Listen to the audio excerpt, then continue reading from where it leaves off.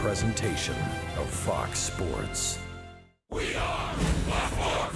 We are Wisconsin.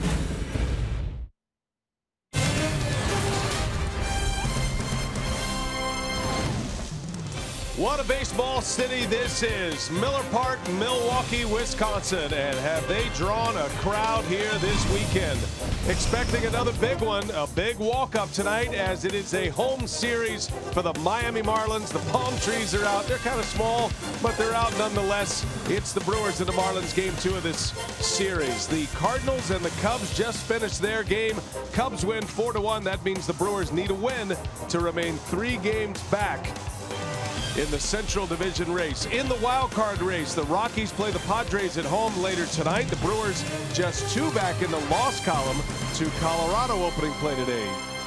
And hi everybody, we welcome you from Miller Park. Great to have you with us tonight. Again, we marvel at the crowds that have come here. Over 19,000 yesterday, expecting over 25,000 here tonight. And Rock, yesterday was one of those games, one of those signature moments at Miller Park, and an 8-run inning for the Brewers helped put it away. Offense has been sputtering since the beginning of the second half, but all of a sudden, these guys are starting to swing the bats. That's now 2 8-run innings.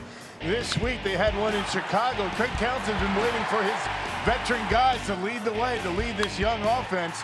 Well, it was Eric Dames gave him the 1-run lead, and then with 2 outs, the Brewers exploding for 7 more.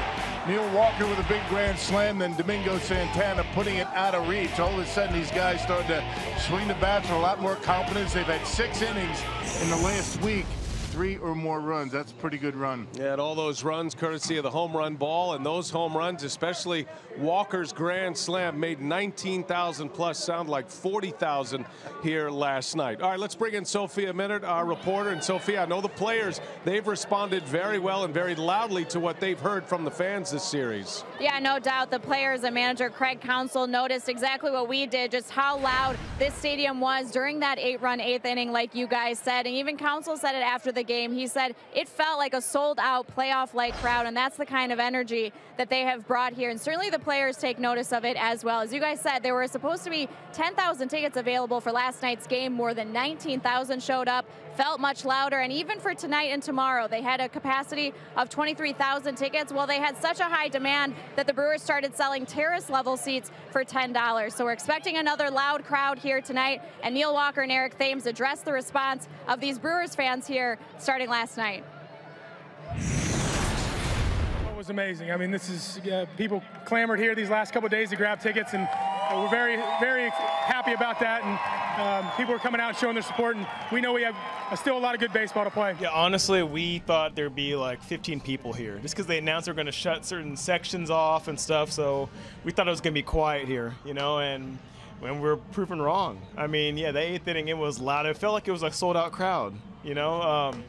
So it's awesome, you know, to be playing in front of a crowd like that, and how the fans are still passionate. We're still making that push, so everybody's getting behind us. So we love it. The Brewers are in the hunt for October. They've got the Miller Park fans behind them. They're sending their best starter, Zach Davies, to the mound, going for his 18th win. First pitch coming up next.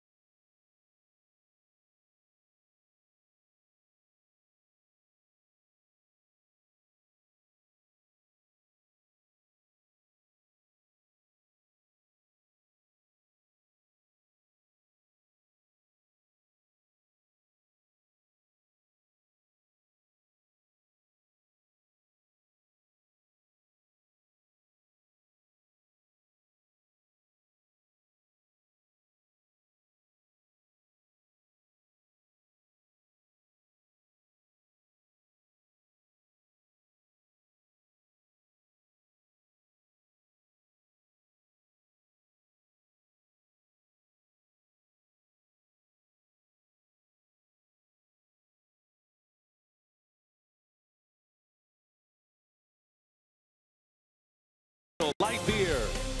By Hupy and Abraham. Voted best, rated best. Hupy and Abraham. Tell them you mean business.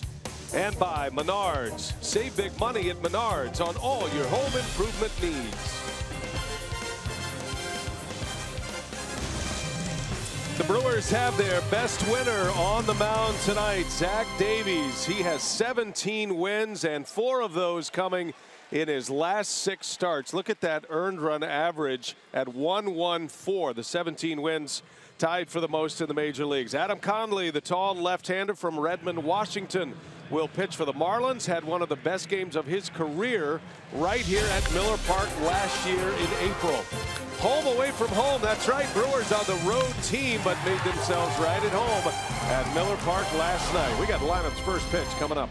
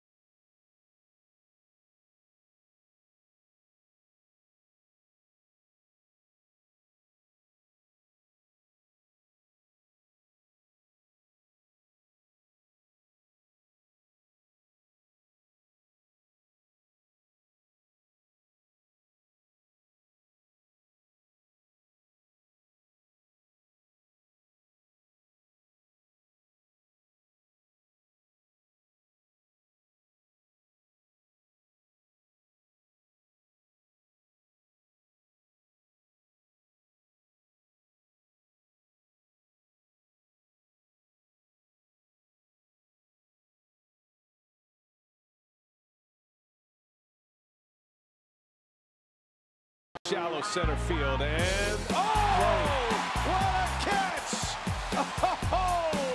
Eric Sogard, Thames to right, on a line, it's up, and it's gone! And that's deep, right center field. Neil Walker has hit one out! It's a grand slam! Santana in the air, left center.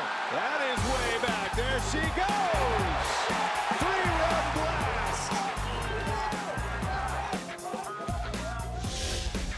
What a night it was last night, a Friday night fish fry here in Milwaukee. Now we turn the calendar to Saturday, ready for game 2.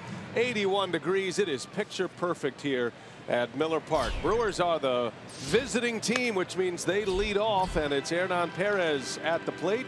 First pitch of the ball game by Adam Conley is up and away, and we're off and running here tonight at Miller Park.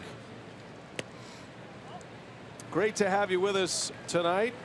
Brewers trying to keep the hot streak going. They have played very well in this venue. The Brewers winning 11 of their last 14 games at Miller Park. They've won 3 straight, and knowing that the Cubs have already beaten the Cardinals, imperative for the Brewers to win tonight to keep pace with the Chicago Cubs, as Perez draws a leadoff walk, and the Brewers have a base runner right out of the gates here at the top of the first inning.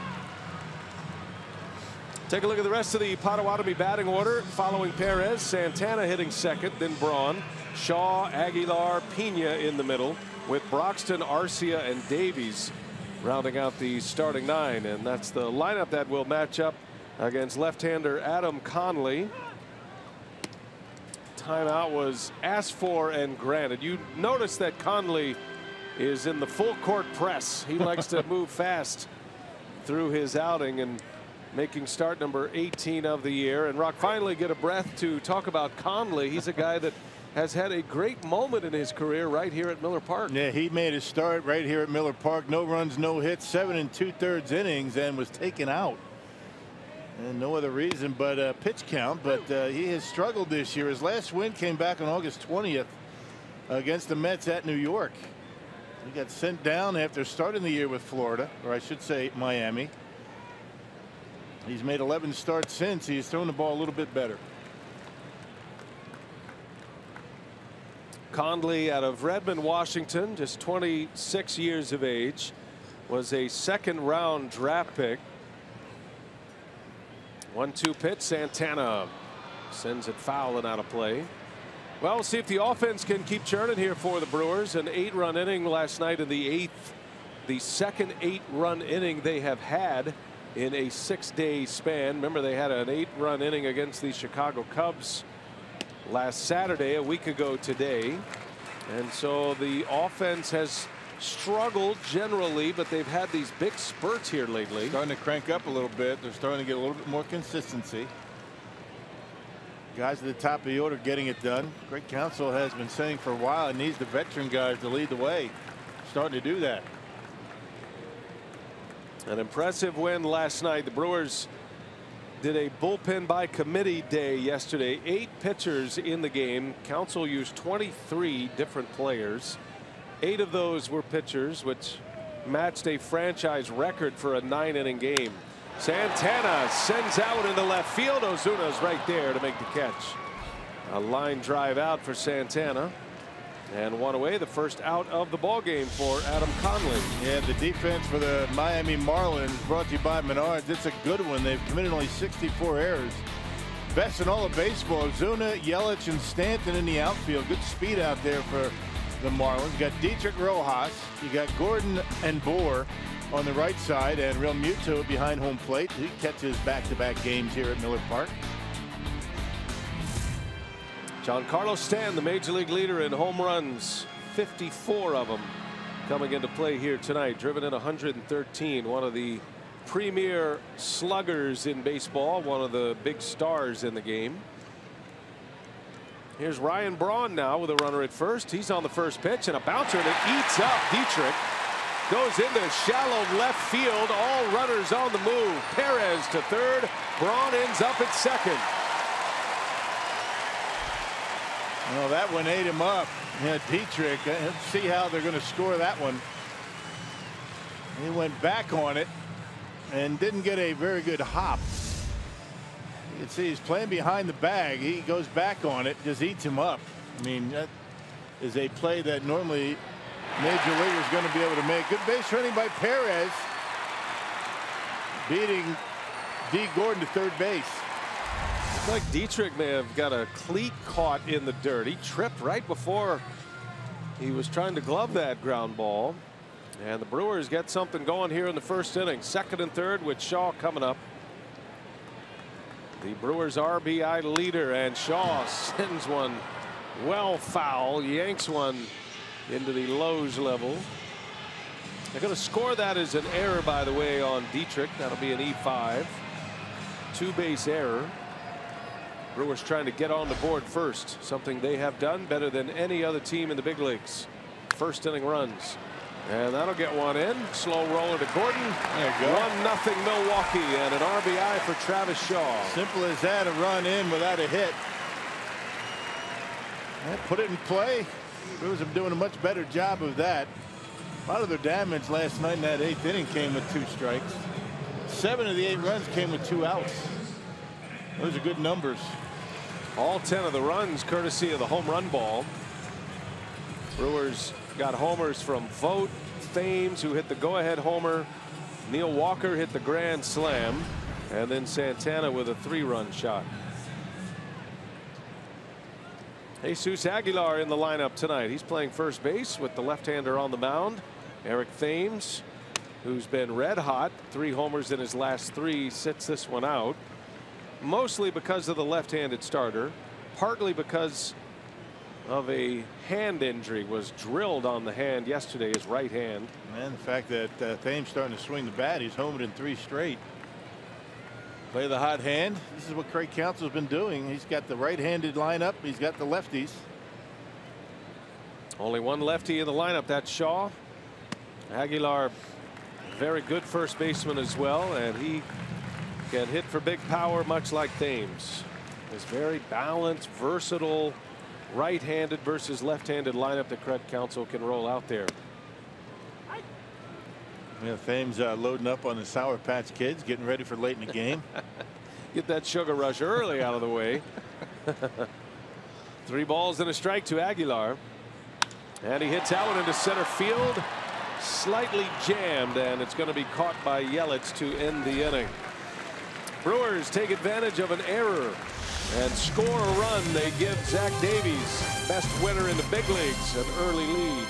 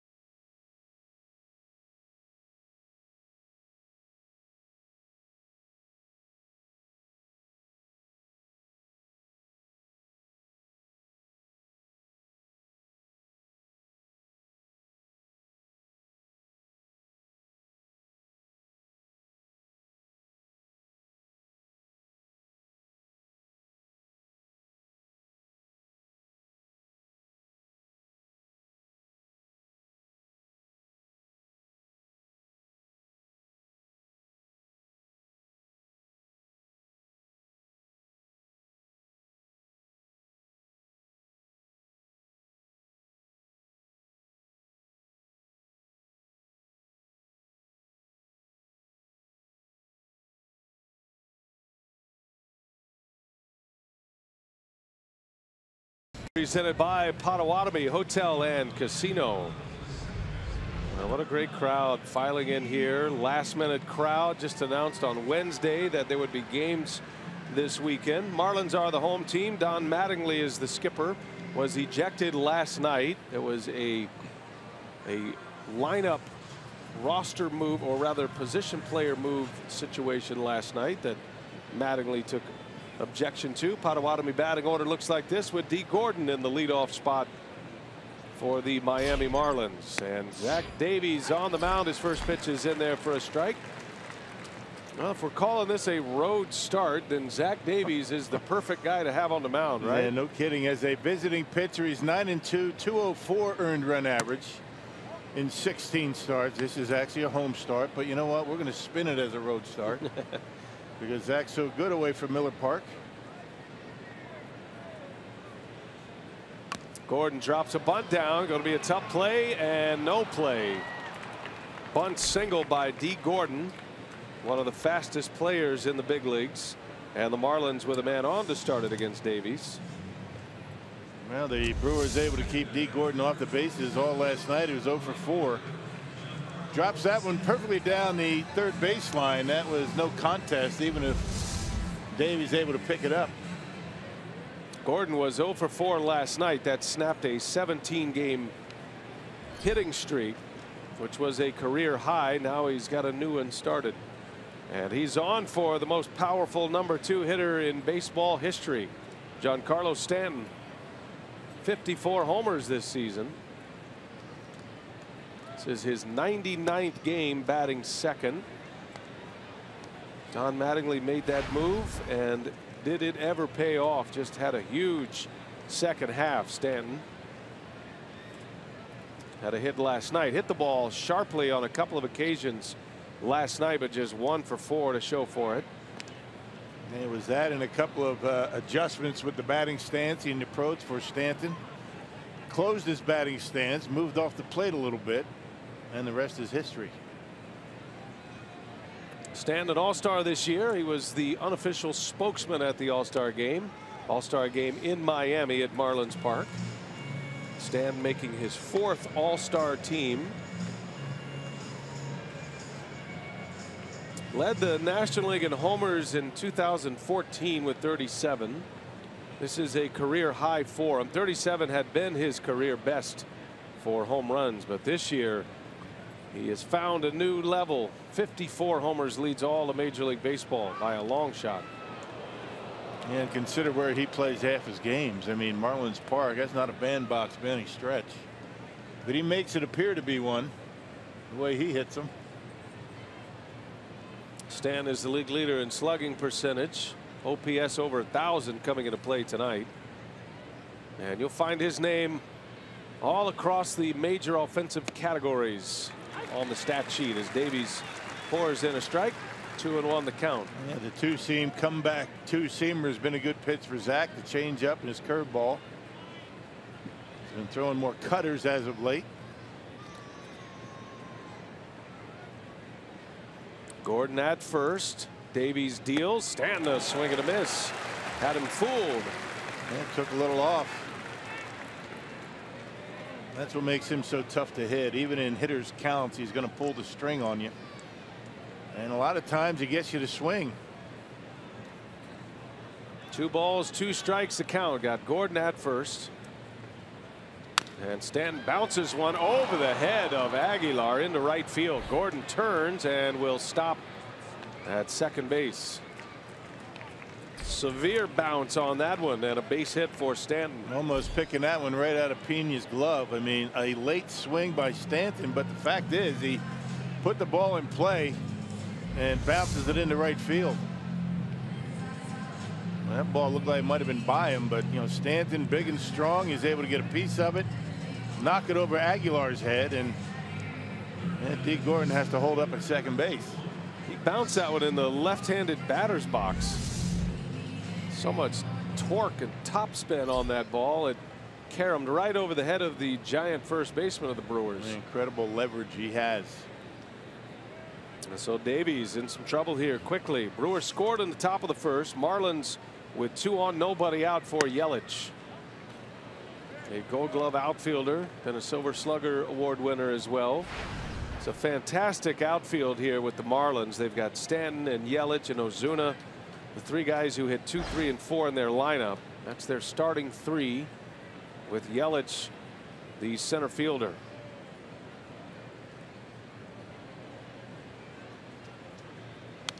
Biggest question with the Marlins following this season, are they going to hang on to some of these pieces? Pieces like Giancarlo Stanton, who has that $300 million contract. D. Gordon.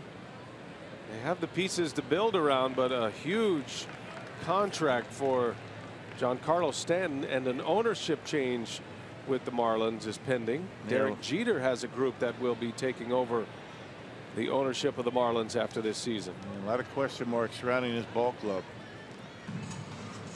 Kind of the way it's been a lot of the times, hasn't it? Ownership changes. Wayne Huizinga, you had Peter Loria. Big you know, winning seasons, then they sell off very quickly.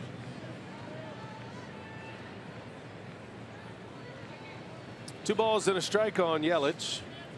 Tough guy to double up if he hits one on the ground. And Davies drops a little change in there for a strike. 2-2 the count.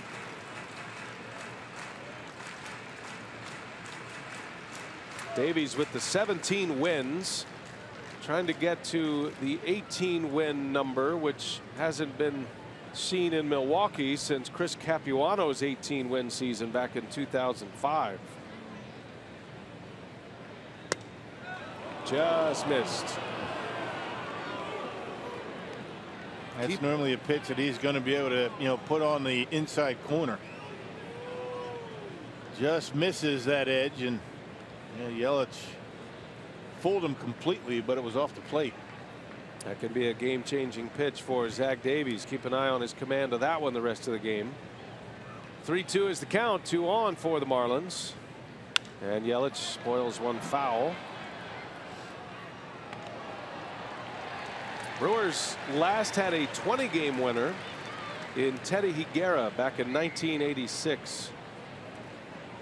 Highest win total in the last 30 seasons, that Capuano 18-win season in 05.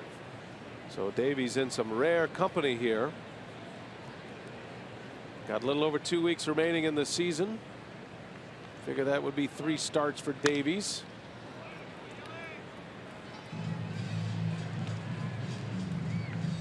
Brewers were able to make a bullpen by committee day work yesterday. They have won 3 games in a row and they've gone to the bullpen by committee, meaning it's not a specific starting pitcher or somebody who has been a starter who starts the game. It's been a guy like Brent Suter or Jeremy Jeffress, relievers who are going minimal innings, 2 or 3 innings.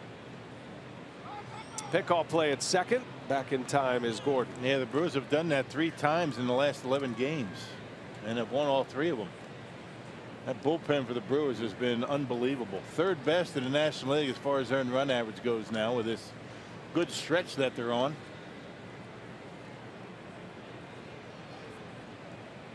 Pitch number 8 of the at bat on Yelich, and he lines one to center field, a base hit. Broxton is there. Gordon's going to come home. The throw comes all the way in. It's late. And 3 straight hits for the Marlins. They have tied the game at 1 apiece. Christian Yelich with an RBI single to center. Yep, and Downing got one and just dumps it out there into center field. Pitch was down and away. Not a bad pitch. Might not even have been a strike. Borderline changeup, and he waits back long enough to be able to hit it hard into center field. Pretty good piece of hitting by both Stanton in this inning and now Yelich. Well, this is a scary start here for Zach Davies. He's not a pitcher that has the overpowering stuff. And if he's struggling with command, it can go south quickly. He'll try to wrestle it back in here. 3 straight hits. 1st and 2nd, a run is in. And here is Marcell Ozuna. Takes a ball down and away. Ozuna's had good success against Davies in his career. 4 for 9.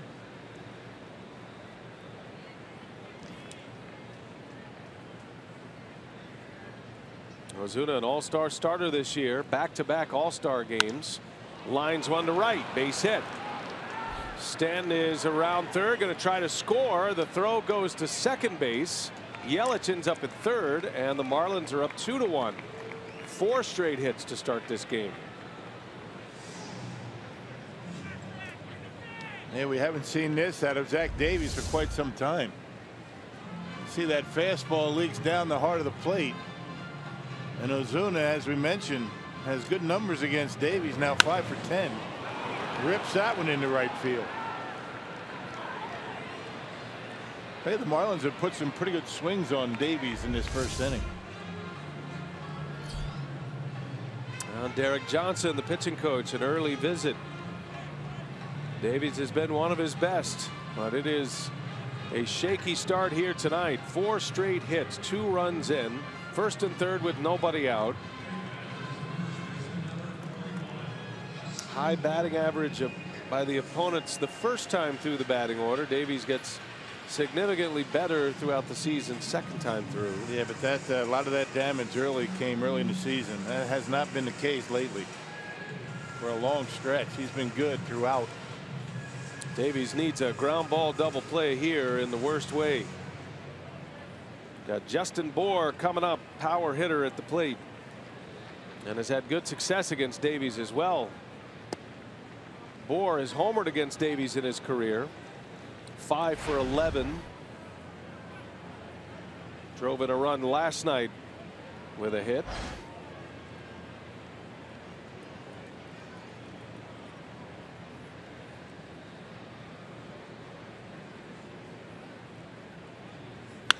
That ball's hammered into center field. Broxton makes a catch. Another run's going to score.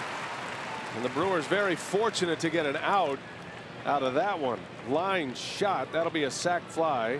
An RBI for Bour makes it 3-1 Miami. Yeah, hardest hit ball in the inning, and a line drive out to Broxton, who played it nicely.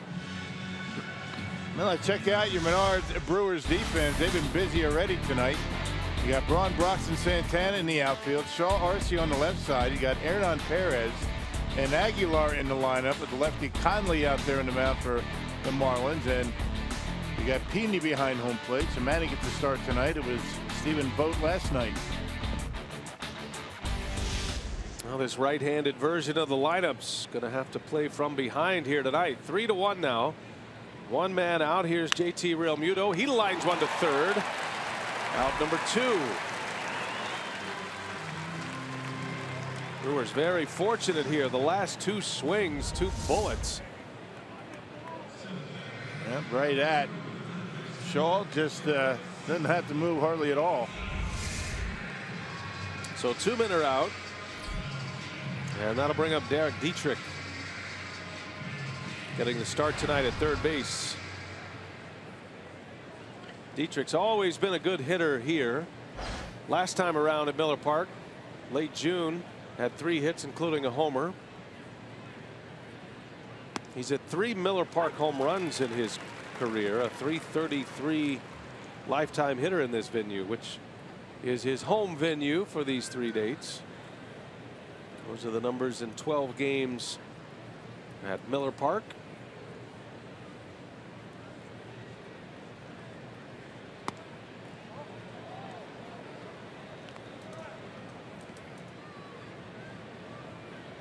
And Zach realized he doesn't have real good command of the fastball, so he's trying to drop a couple of curveballs on Dietrich.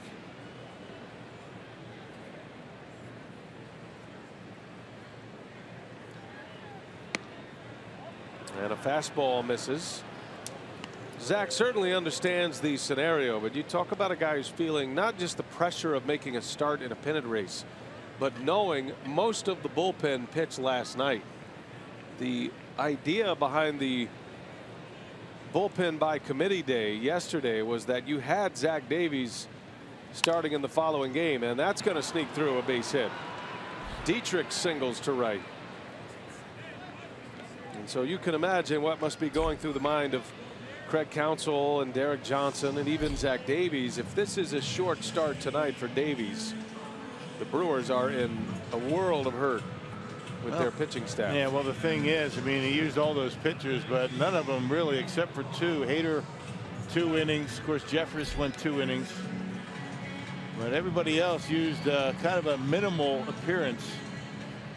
So you might be able to get some more out of them tonight. But you're right. I mean, they were expecting, 6-7 at least out of Zach tonight.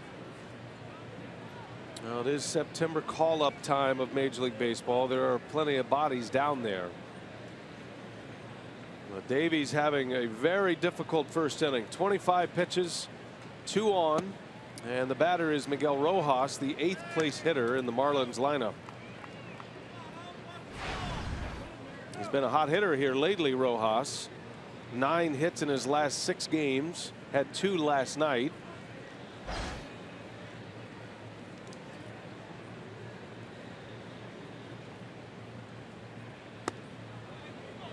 Two balls, no strikes.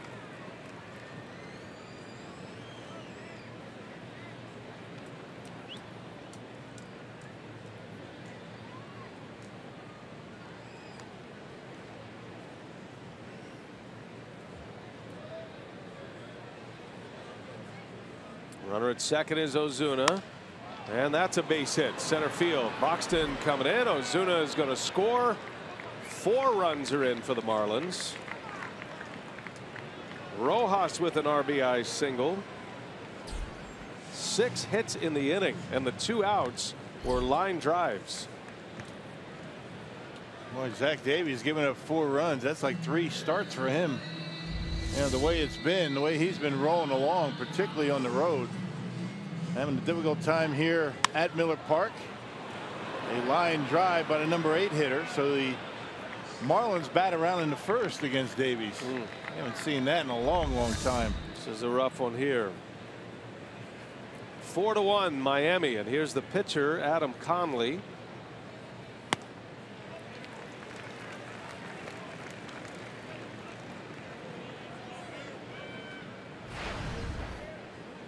Conley has 3 hits this season, split his time between the big leagues and AAA. New Orleans is the Marlins AAA site. Davies has him 0-2.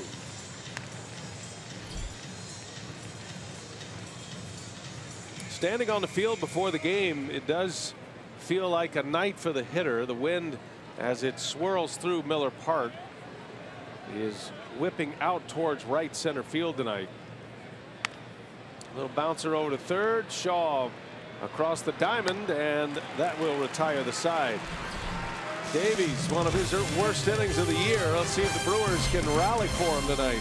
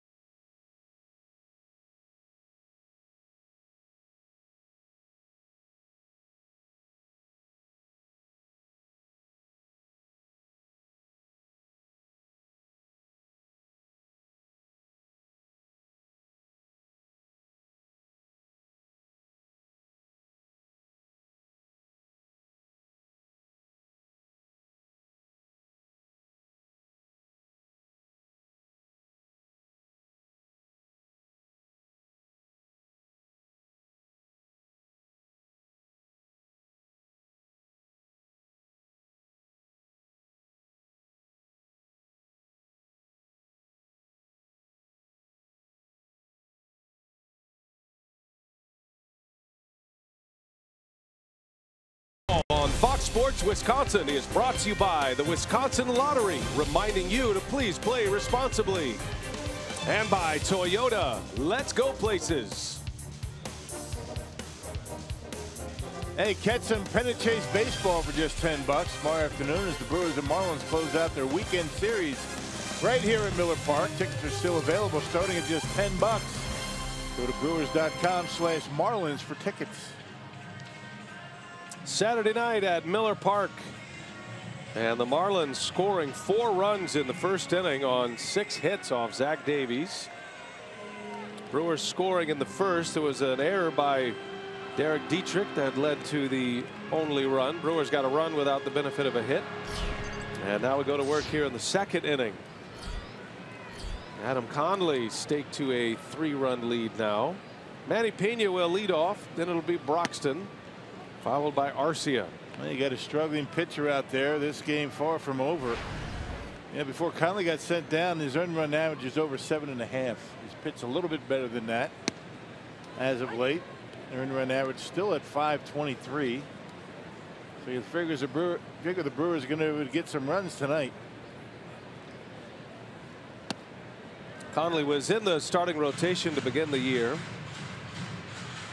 Made his first start against the Mets this season. Was off to a pretty decent start this year until he ran into the Pirates in late April. Gave up 9 earned runs in an inning and 2/3 in that game. And then his struggles continued. There was a 3-game stretch there which forced the Marlins to send him down, where he was giving up a ton of earned runs as Pena strikes out for the first out of the second inning.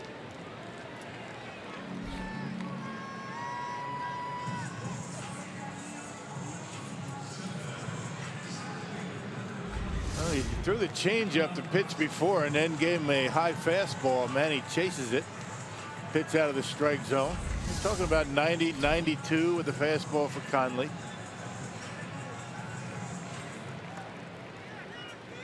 Conley facing Keon Broxton. And he hits that one sharply foul. Yeah, good play over there by the ball dude. Nice pick.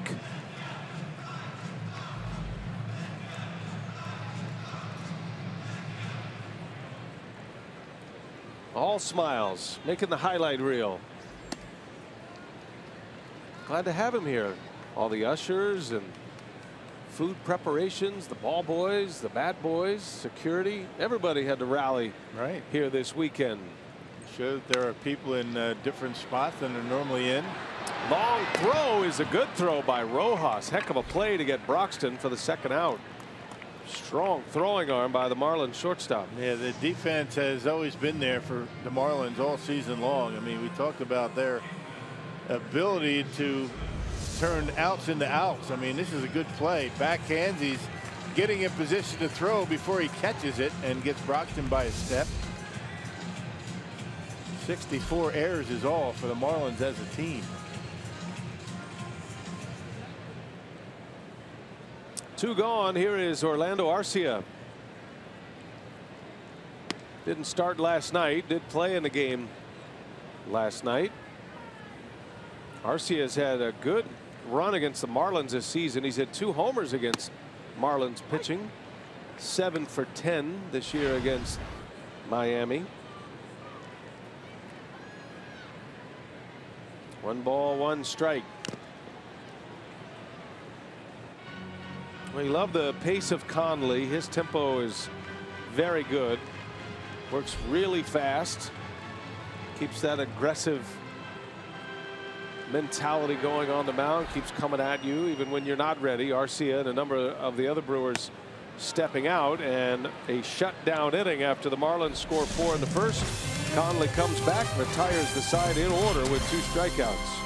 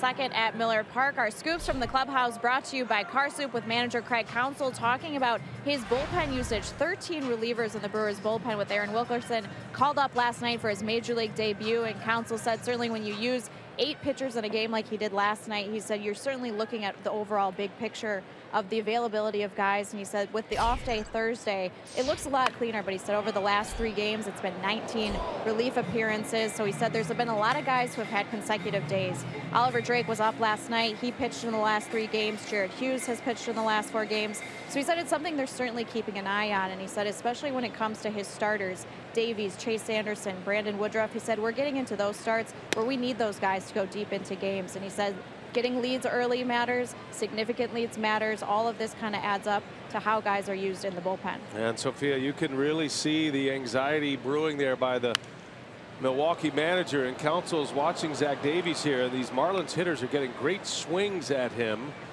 Now there's another decision. We're not quite there yet, but Rock, if you're thinking along with Counsell, there's a potential of an early plug being pulled here and maybe bring Davies back at some point. Yeah, his command is not what it has been for a long stretch. Gordon strikes out. That's a good pitch there. A changeup down to the dirt. Gets him to bite on it, and one gone in the second.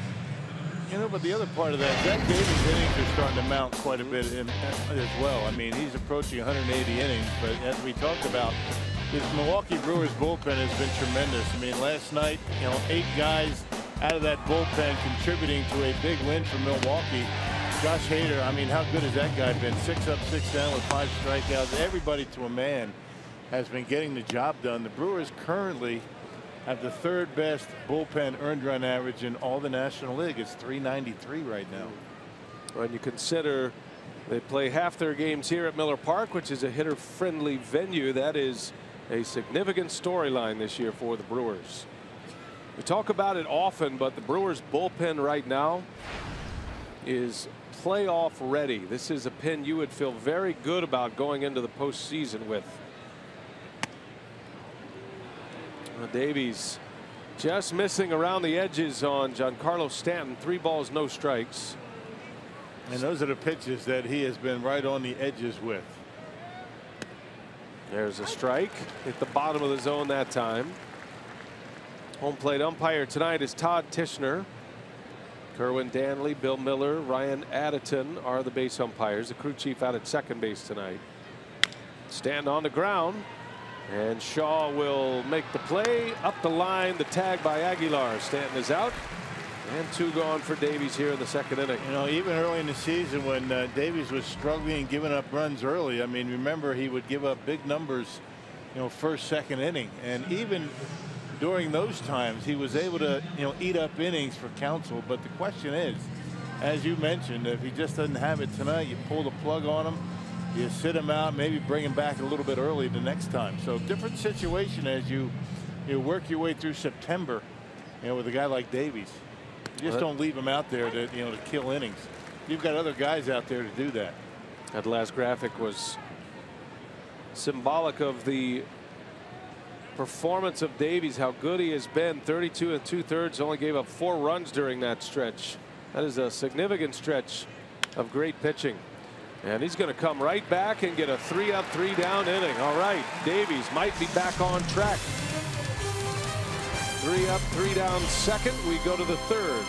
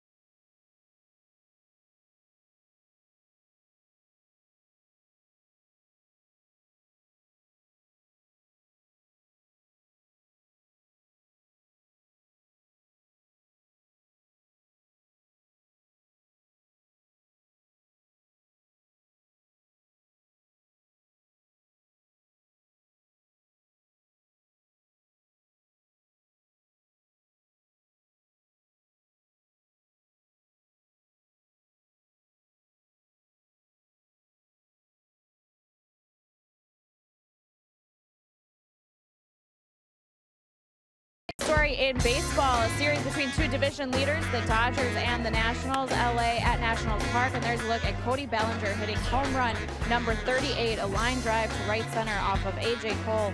That would give them a 1-0 lead, and for Bellinger, his 38th home run ties a rookie record.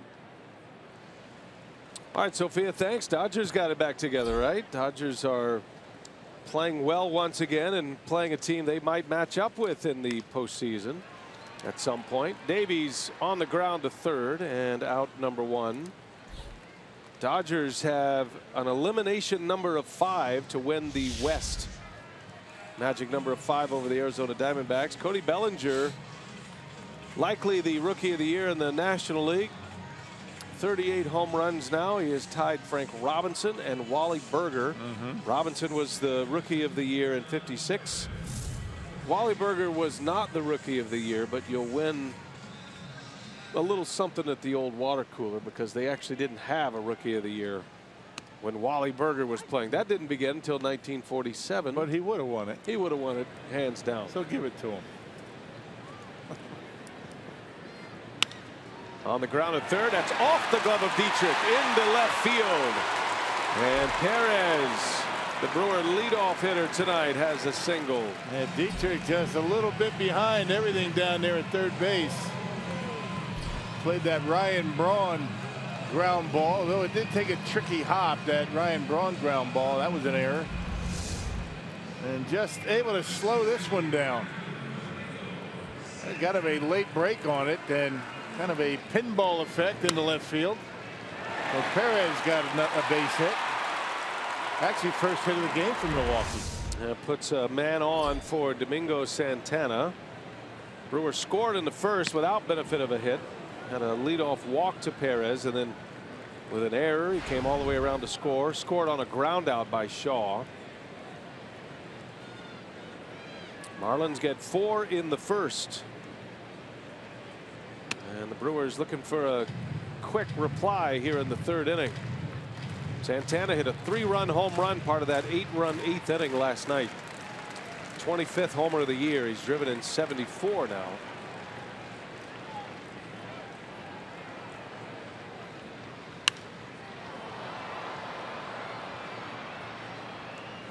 Well, the Brewers at the time led 7-2. This is following the grand slam, and then Santana.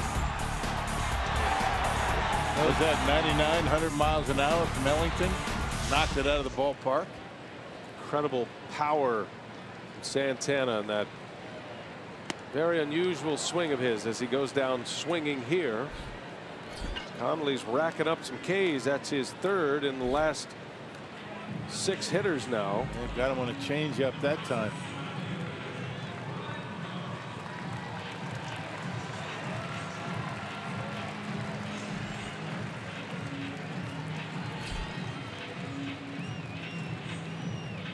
Two gone. Here comes Braun.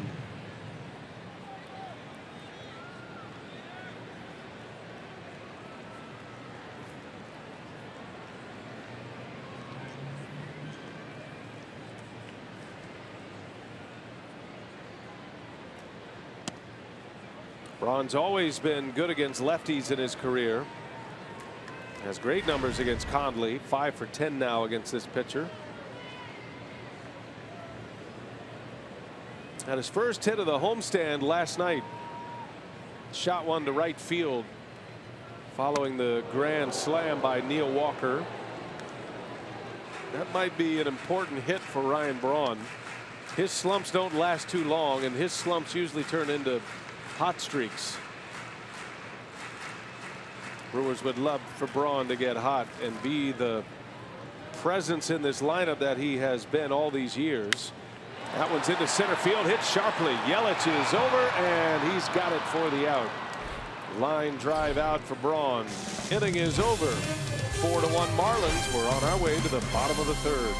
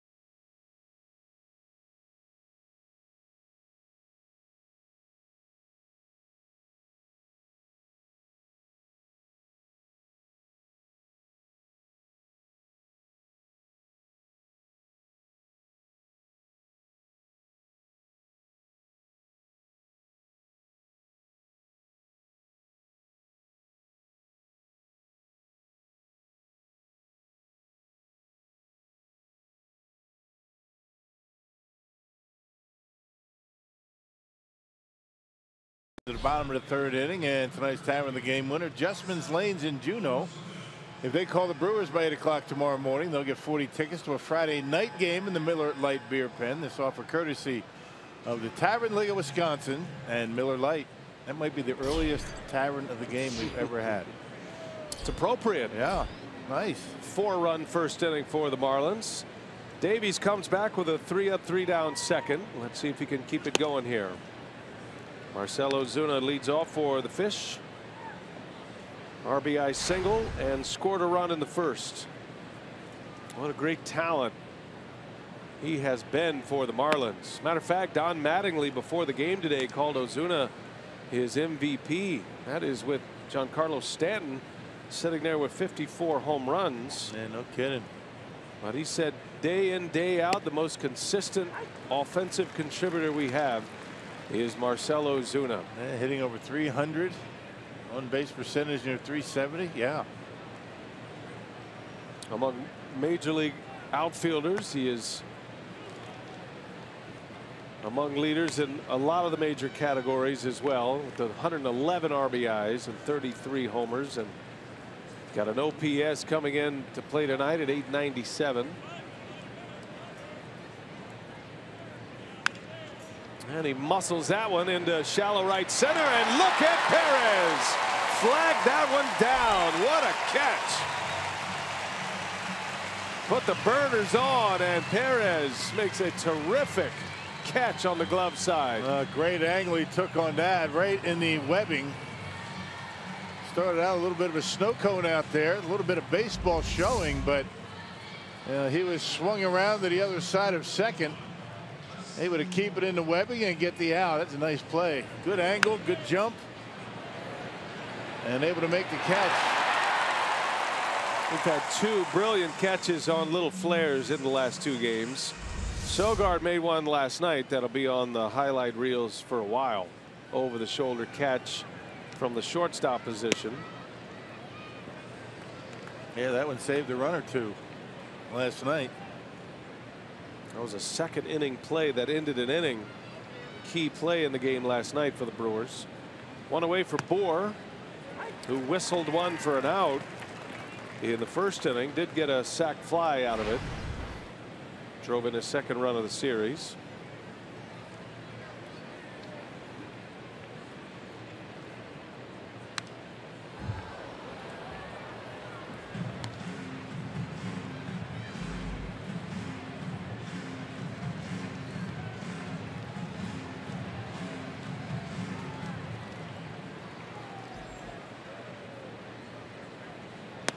And a fastball misses inside. Davies just does not have that comeback on that comeback sinker that he normally does. Yeah, and that's a problem for him because that's such an important pitch for him.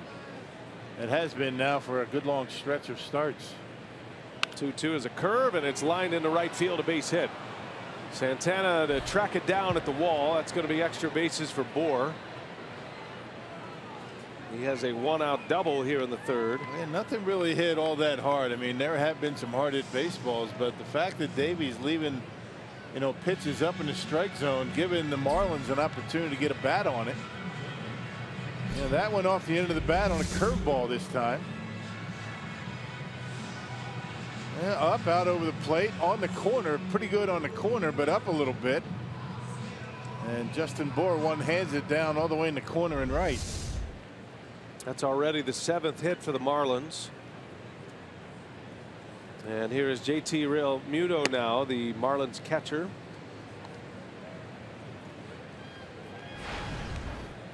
It's been a tough out for the Brewers as well. Realmuto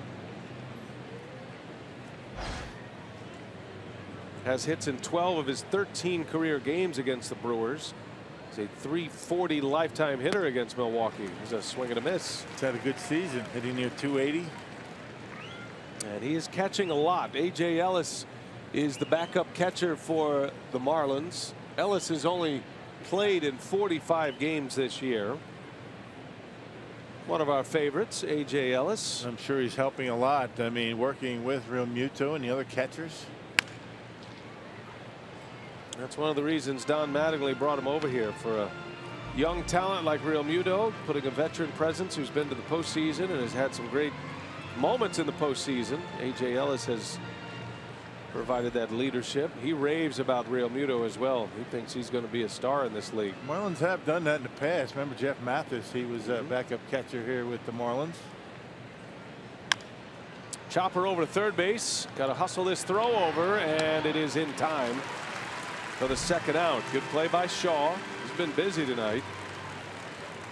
2 outs in the inning. Bohr still at second base. Yeah, getting some of these right-handers to roll over on some breaking pitches. That was a better one that time.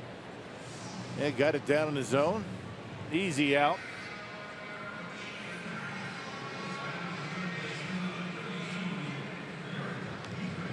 So 2 outs, and here is Derek Dietrich. Single to right his last time up. Gets the start at third base tonight. They had Brian Anderson there yesterday. And Dietrich turns on one. That is way back. And it hits the foul pole for a 2-run homer. 6-1 Marlins. That one hurts. Yeah, down near the bottom of the order. You're 1 out away from putting a 0 on the board. And you called it. Dietrich has good numbers here against the Brewers. And again, it looked like he was out in front a little bit. There's a changeup. Now watch him. He's out in front. Kind of reaches for it, and he's strong enough. He hooks it and hits the foul pole down in right field. Man. 2-run homer with 2 outs. It wasn't a horrible pitch. I mean, it was kind of away, up a little bit maybe, but they went down and got it and was able to barrel it up. Rojas now with 2 away.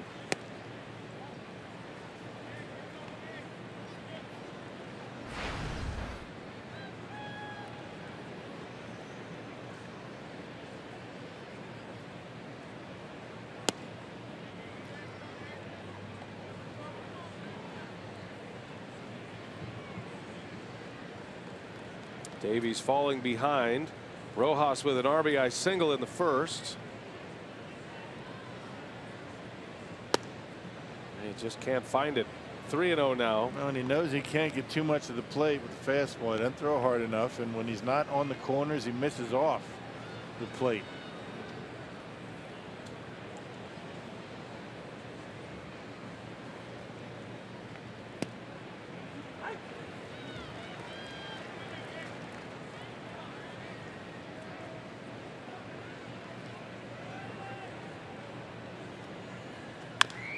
Up the middle, right there is Perez, and that will retire the side. But more damage for the Marlins. 2-run home run. It is 6-1 Miami.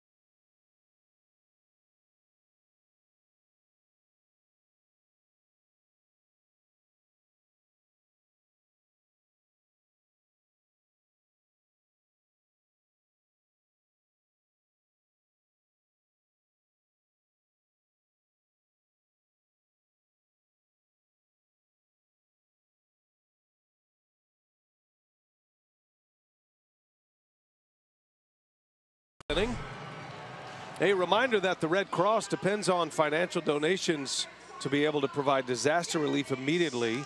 Help people affected by Hurricane Harvey and Hurricane Irma by visiting redcross.org or text the word Red Cross to 90999 to make a $10 donation.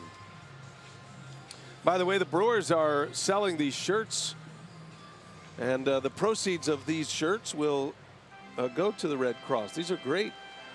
Nice. Yeah, they're nice shirts. See the At Home on the Road, the series with the Marlins and the Brewers. I love the idea. So you can pick one up, and all the proceeds go directly to the Red Cross to help hurricane support.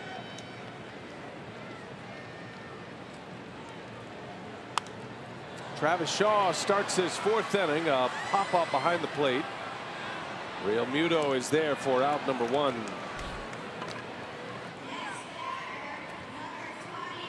By the way, we've had a scoring decision changed. The error on Dietrich in the 1st inning off the bat of Braun has now been changed to a double. Okay. So the Brewers have 2 hits. And Braun credited with a double. And I think that Tim O'Driscoll did that right. I mean, you don't want a play like that to be the first hit of the game. You know, kind of a questionable hit. So the Brewers just got a hit last inning, so you can change it. You don't want a marginal base hit. I mean, particularly, you know, Conley almost threw a no-hitter here last year. Right. Yeah, took a no-hitter into the 8th inning here. You know, you can always change it back to a hit. You can't go the other way around. And once a guy is starting to deal. Well, it does mean Conley is charged with an earned run now in that 1st inning.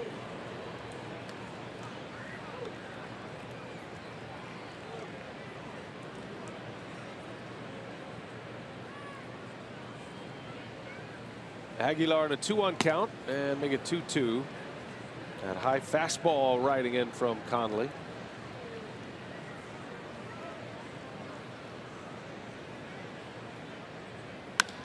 Into center field. That is scalded, but right at Yelich.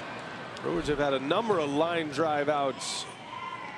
3rd one of the game, twice to center field. Today and yesterday. Balls like that, routine for Yelich. He plays very deep out there in center field, taking away the slugging percentage for the Brewers. I mean, he nearly caught that on the warning track and didn't have that far to go.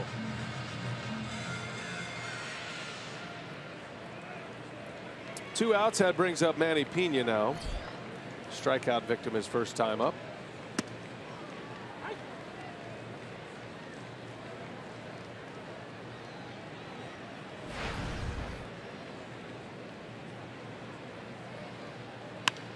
And Pena lines one to third. That's caught by Dietrich.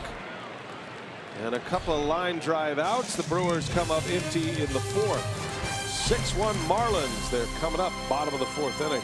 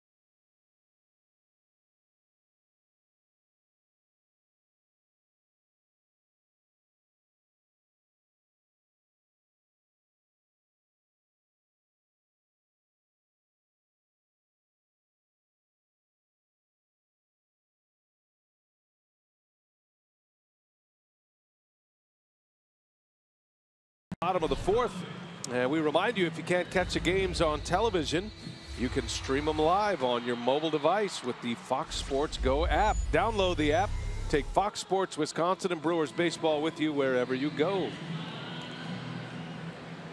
Well, a lot of baseball to be played here. Not a pretty start to this one. Brewers down 6-1. Davies back out there to start his fourth inning, and showing bunt is Conley, the pitcher. 9-1-2 coming up. Marlins got 4 in the first, then a 2-out 2-run homer by Derek Dietrich in the third.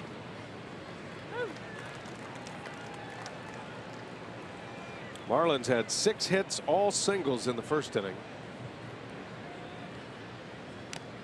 And then a double and a homer in the third.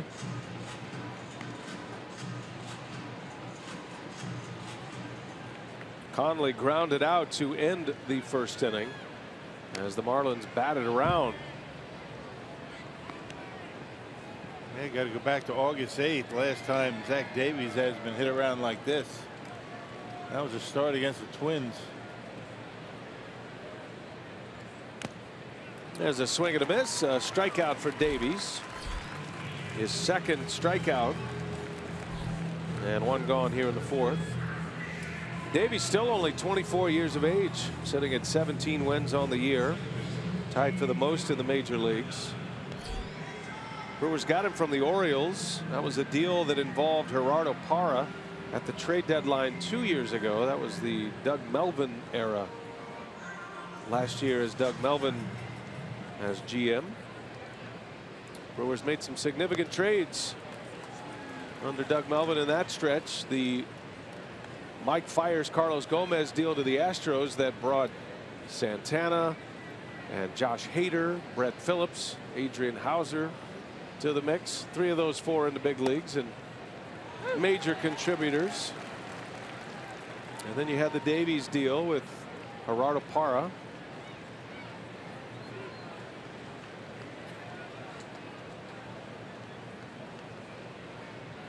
Yeah, those 2 trades worked out pretty well, didn't they? Yeah, good moves by the Brewers. The first of many. Parra's tenure didn't last long in Baltimore. He was coming up on free agency. That ball hits Gordon in the box, a foul ball. Parra's been with the Rockies the last 2 years. Davies is emerging as one of the top pitchers the Brewers have in their rotation, combined with Chase Anderson and the injured Jimmy Nelson. Future is looking bright, especially with all the young guns now getting close. Gordon rolls one to short. Arcia throws just in time to get Gordon. Just didn't have any time to waste on that throw. That guy can scoot down that line. And Arcia knew it. He knew he had to get rid of it quickly and got him by maybe half a step. Any bobble, any problem with that, that's a base hit. Got him. Excellent play by Arcia. 2 outs in the inning. Here is Stanton. Brewers put a big shift on for him as Davies pumps in a slider for a strike. Got 3 infielders on the left side, and notice how deep they are. Nobody wants to be asked to play even with the bag against Giancarlo Stanton. That sounded like he broke his bat. Still hits it 320 feet. 1-2-3 inning for Davies. 6-1 Marlins. Brewers are coming up in the 5th.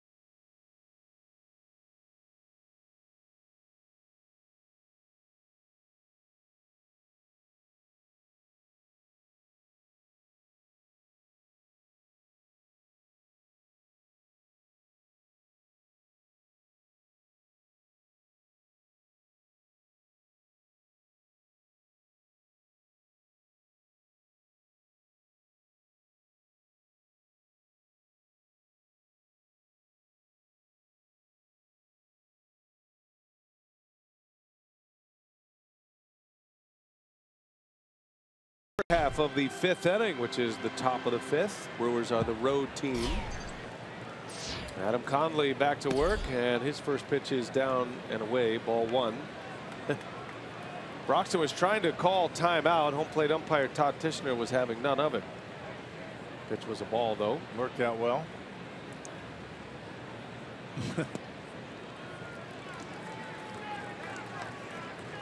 Now the Brewers down at the bottom of their order. Davy's spot in the batting order is due up 3rd here, and it is unlikely he will hit. There is activity in the Milwaukee bullpen right now. Carlos Torres is beginning to get loose. An early pull on Davies would give Counsell the option to bring him back a little sooner should he choose to go that route. You're in a position right now where those are the kind of decisions that you have to make. You're running out of time. You have some ground to catch up. You want to throw your best out there as often as you can. Did it with Chase Anderson. Worked out well. Got a win. Just wasn't Davies' day today. Only 74 pitches. 3-2 to Broxton. Now the Brewers do have a hole in the rotation on Tuesday. That might be a little aggressive to bring Davies back. Coming back on 2 days rest, and Broxton draws a walk. There's a good start. Brewers need a base runner. They get one in Broxton to start the 5th. That's a quick way to get taken out of a game when you have a 5-run lead. You walk a leadoff hitter at the bottom of the order. That'll bring up Arcia.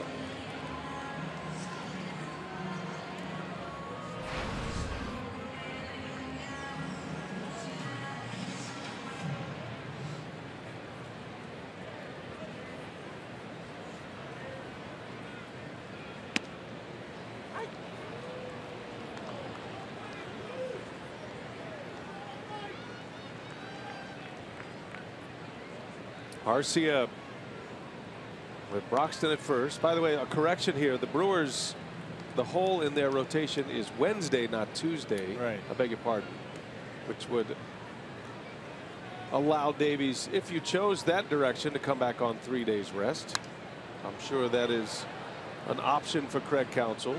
Brent Suter will start the Pirates series Monday, and then Chase Anderson has Tuesday's start in Pittsburgh. That's a 3-game series in Pittsburgh. Then the Brewers are right back here against the Chicago Cubs. If you bring Davies back to pitch Wednesday, then you wouldn't have him for the Cubs series.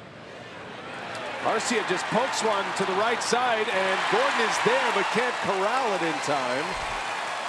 And a little infield hit. The Brewers have something going now. 2 on, nobody out. You know, Arcia was thinking that way all the way right there. I mean, he saw that big hole over there. D. Gordon playing up the middle. And you could tell by the way he approached that pitch that he was thinking about just shooting one in that direction. He had kind of an inside-out swing. D. Gordon got there, just couldn't hold on to it. Pretty good effort by the Marlins second baseman, but a great job of hitting by Arcia to shoot that ball in the hole over there.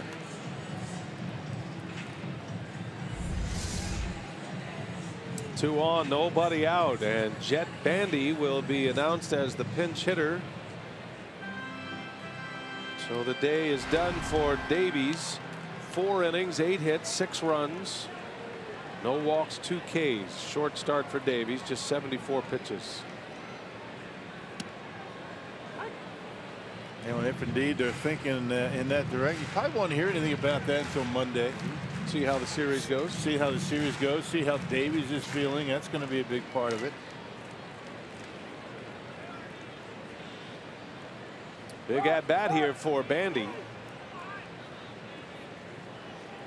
So every at bat from now on with runners on base, specifically runners in scoring position, is going to be key for the Brewers. They've got the firepower to come back in a game like this. And the Marlins pitching staff has had their problems this year. Bandy pops it up.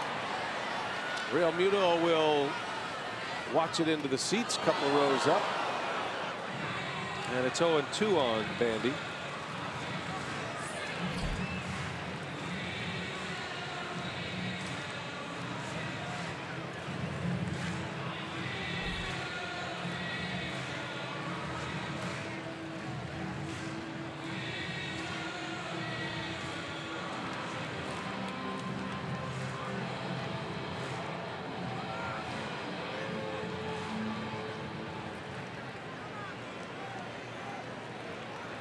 Bandy just coming back from a rib cage fracture. Knocked him out for 25 games, and down he goes. Breaking ball down and in. And Bandy is the first out. Strikeout for Conley, his 4th. He's showing a pretty good slider tonight. There's that slider that pitched down and in. It was a strike, 86 miles an hour. And able to get him out in front. Top of the order now. Here comes Perez. Hernan walked and scored in the first. Singled in the third.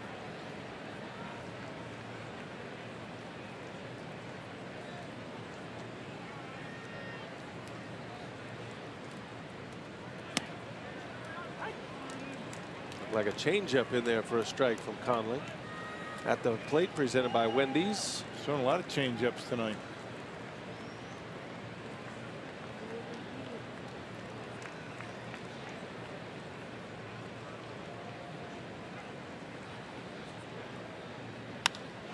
In the air to left. Right to Ozuna for the out. 2 gone. Another line drive out. Sounded like it was a little bit down on the label. Yeah, just didn't get the bat head out, but hit it hard. So the first 2 reads. Now 2 men are out, and here comes Santana.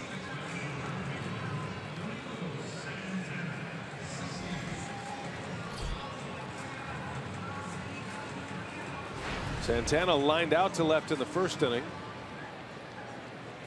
and then Conley struck him out in the third.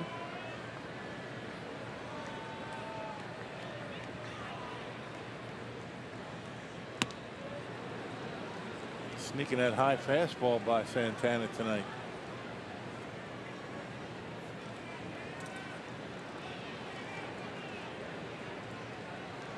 Marlins have lost 16 of their last 18 games. After they had won 13 of 16, they got themselves in the wild card picture briefly. They were over 500 as late as August 27th. Don Mattingly's team was 66 and 63 prior to this losing run here of 16 out of 18. Marlins coming to play tonight with a record of 68 and 79, 11 games under. Yeah. And then the hurricane hits. They have been on this long road trip to Atlanta, Philadelphia, now Milwaukee. Santana down the right field line, but foul.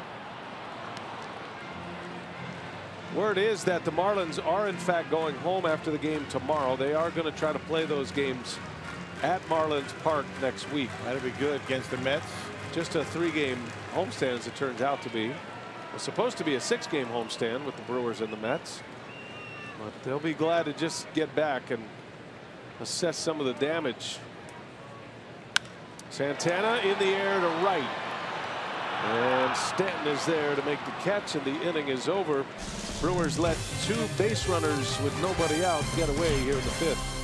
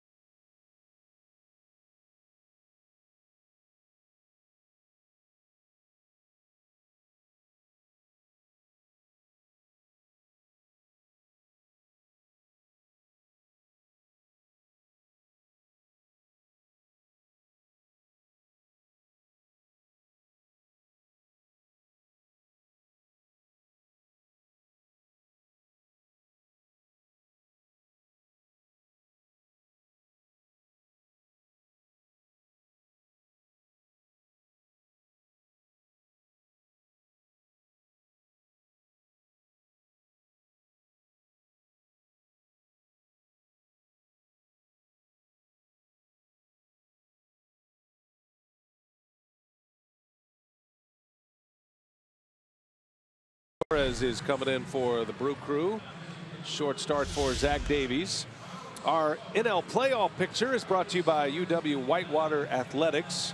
Brewers are trailing the Rockies by 2 in the loss column. That second spot, top 2 spots make it in the wild card game, and right now it's Arizona and Colorado. The Brewers trying to catch the Rockies, who are underway at home against San Diego tonight. And then in the division race, the Cubs beating the Cardinals today. Back-to-back wins for Chicago. And the Brewers, barring a comeback tonight, in danger of dropping 4 games back of the Cubs. Remember, the Brewers still have a 4-game series with Chicago coming up next weekend. Cubs have won 5 in a row.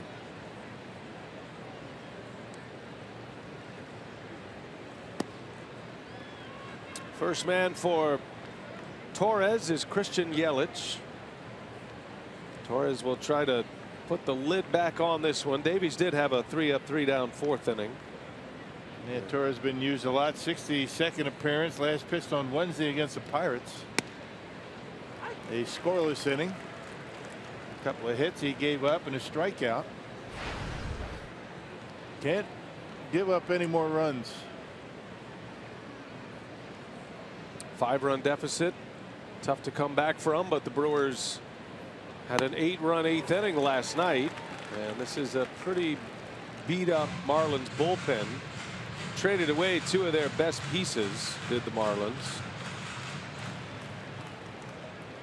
So first things first, the Brewers are trying to get to Conley as Torres starts it with a K. Punches out Yelich.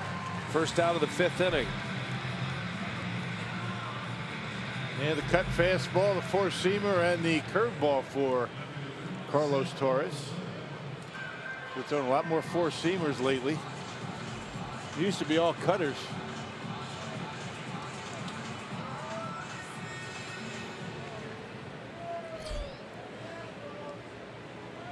Here's Ozuna now.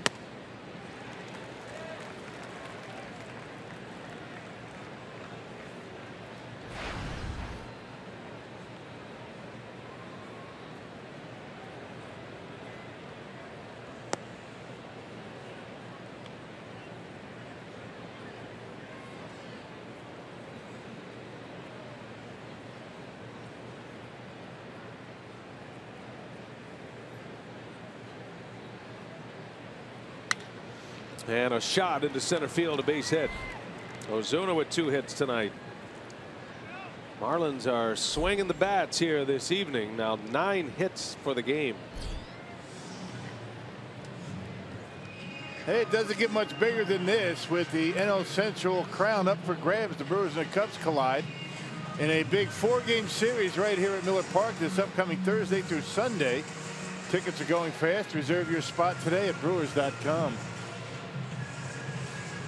While the Brewers head to Pittsburgh, the Cubs are going to be on the road in St. Pete. They'll be taking on the Rays next week. Cubs have a long road trip coming up. Yeah. Bohr fouls one back. Now the Cubs will start their road trip against the Tampa Bay Rays, Joe Madden's old team, and then the 4-game series for the Cubs here in Milwaukee. And then the Cubs go to St. Louis. 3-city road trip for Chicago. And so you can understand why the Brewers are feeling like if they can just hang in there, win a series here. Obviously, you'd love a sweep.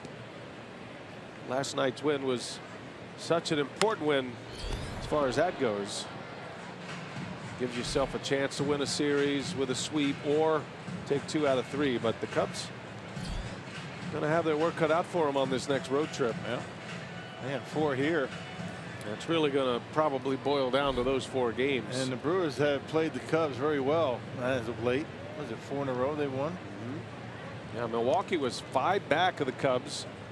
Went into Wrigley Field and swept them in a 3-game series.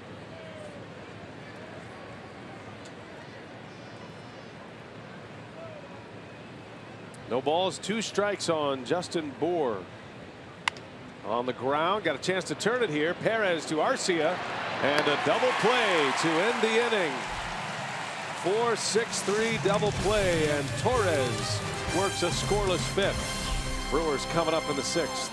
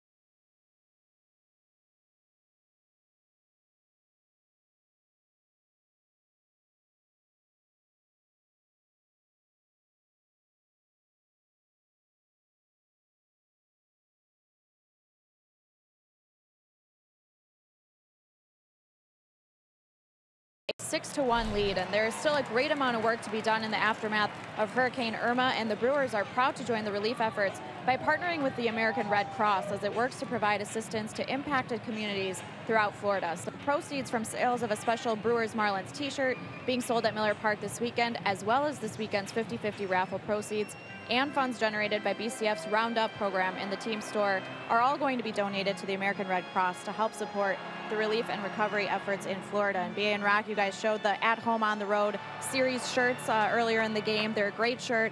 Again, it's great to see the Brewers giving back, and just in general, the response of local fans here. More than 19,000 people came to the game last night, and such a high demand for tonight and tomorrow's game. The Brewers had to open up the terrace level seats, so certainly it's great to see so many people packing the park here this weekend. Yeah, it really is. I was talking to some of the Marlins personnel today, and they've been blown away by the hospitality the Brewers have shown the Marlins players and their families. As Braun takes a strike, the area in right field, normally a hospitality area, the Brewers deciding to offer that to the Marlins family members. So there's food and drink, and that's where a lot of the wives and there's actually a lot of parents on the trip, and kids are out there.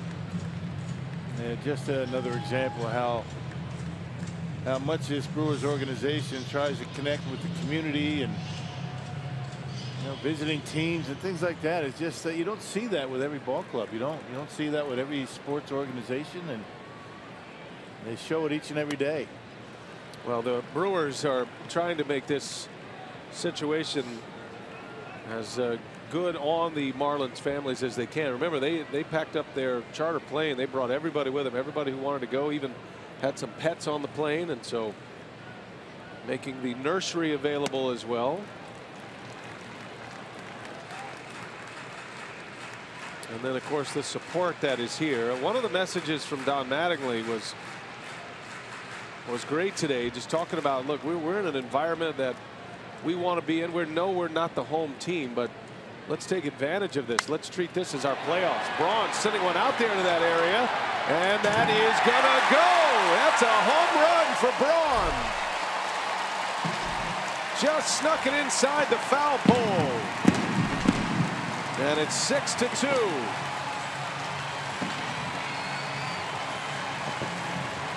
There you go. There's the start. Third time through the batting order, Conley versus the Brewers, and Braun able to get one on the board, his second hit. Number 301 in the career of Ryan Braun. Every home run he hits, a new franchise record. Down the gauntlet he goes. Much more timid trip down the gauntlet as the Brewers are down. Yeah, when you're down by 4, you don't want to get too crazy. Still a lot of work to do. Now Shaw down the right field line. That's got a chance. And this one is gone. Back-to-back home runs. Braun and Shaw.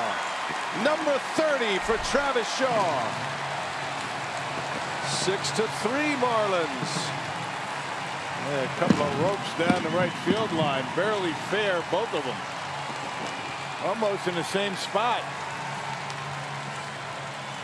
And the only lefty in the lineup against Conley tonight, and Travis Shaw comes up big. And the Brewers now have cut the lead in half, 6-3. Shaw becoming the second Brewer to hit 30 or more homers as a third baseman. Ryan Braun hit 34 in his rookie year in 07. Brewers down 3. Here is Aguilar. Takes a strike.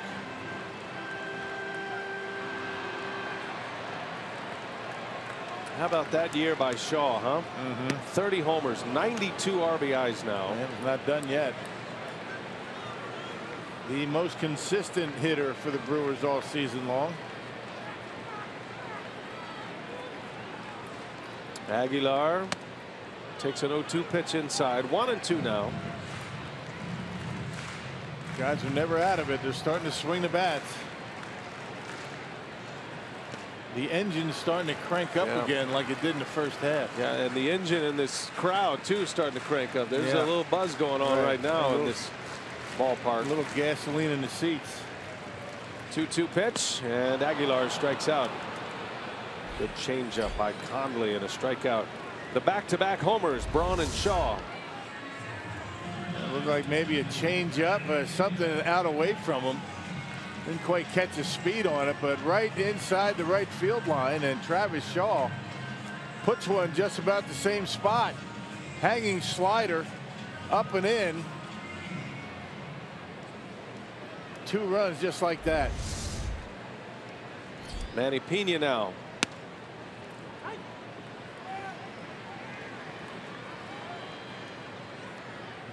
Twelve of the 13 runs in the series for the Brewers coming on the home run ball.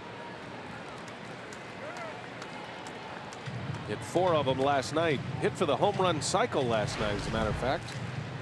Solo shot, 2-run homer, 3-run, and then the grand slam by Walker. Pena was taking a swing at one. 1-2 the count. Yeah, Conley's gotten a lot of mileage out of that high fastball. You know, 89, 90 miles an hour. And that's because of the changeup and the slider that he's throwing.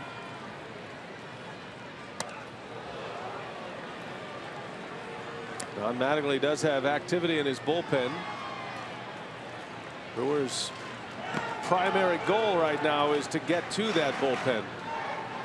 Tazawa getting loose. Pena pulls one foul.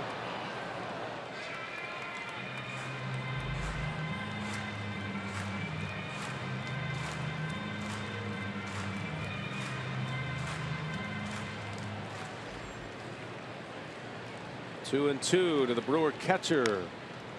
Just got a piece. Fouls off that slider from Conley.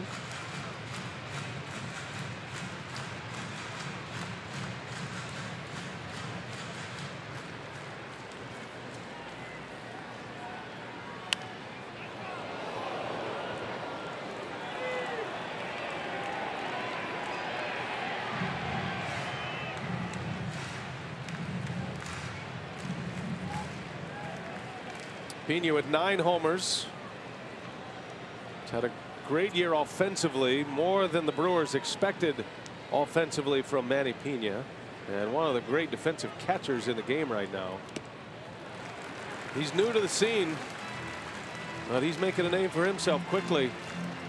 I mentioned I had a conversation with A.J. Ellis. He brought Pena's name up and said, I love watching that guy catch. Yeah, watch him throw to the bases, try to pick off guys, come up with big hits. Pena pulls one foul.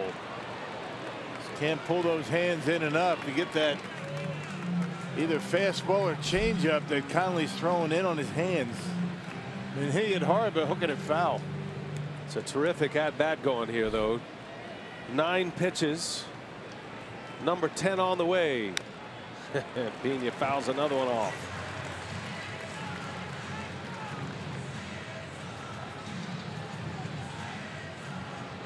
Manny has been a part of some of the biggest moments of the year here at Miller Park. Huge home runs. That 7-1 deficit they erased against the Mets. Pena hit the go-ahead homer. Mother's Day. Just fouled another one off. Wearing them out. Suddenly 96 pitches. 12 pitch at bat for Pena.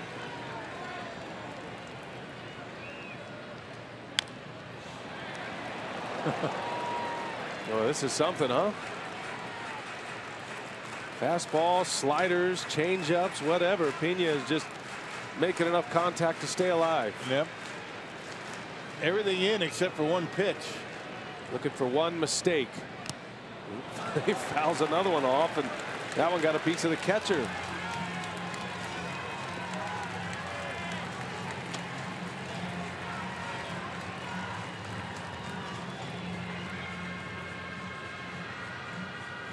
.14 pitch at bat.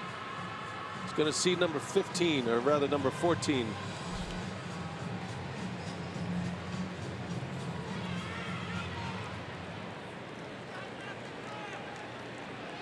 Three-two again, and a called strike 3. Wow. Conley sticks one on the inside corner. Yeah, that was a battle won by Conley on a fastball in. Able to catch that inside corner.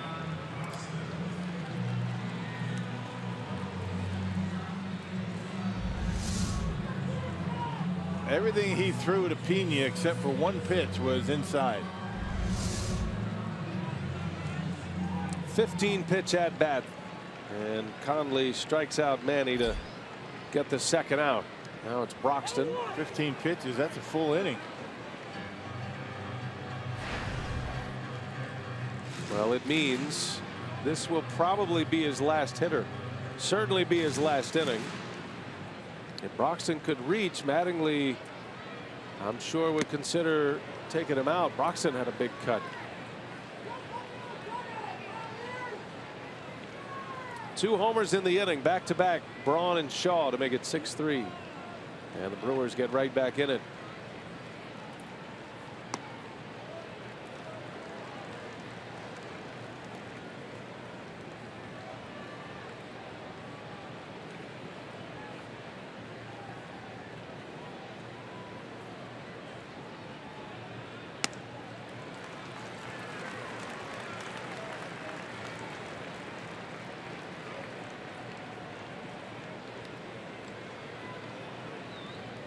Hitters count 3-1.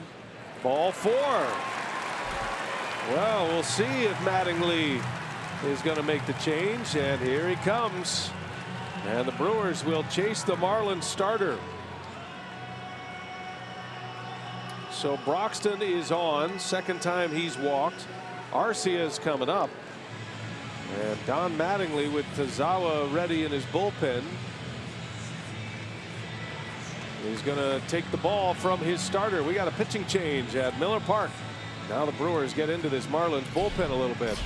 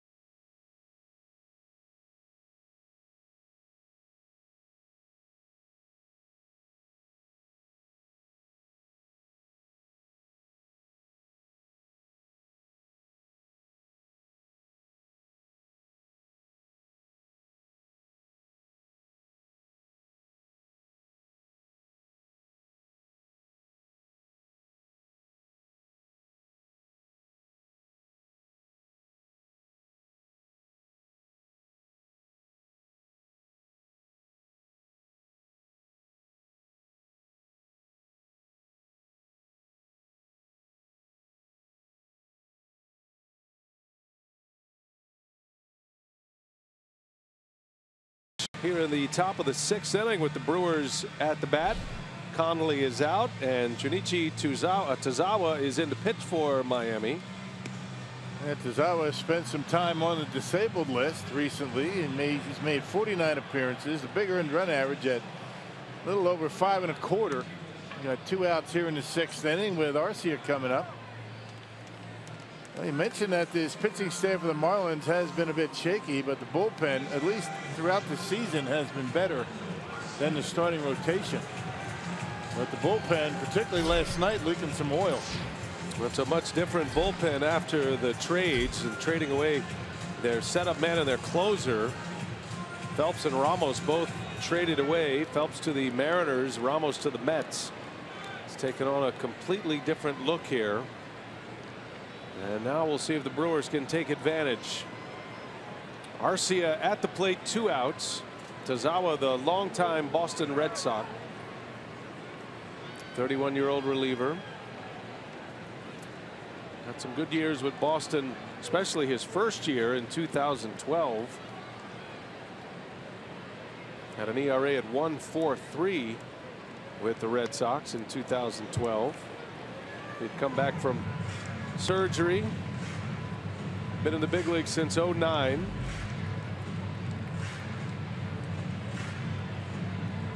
And last appeared in a game for the Marlins back on the 14th.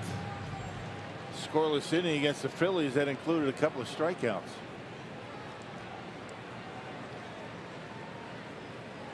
Arcia had an infield hit his last time up.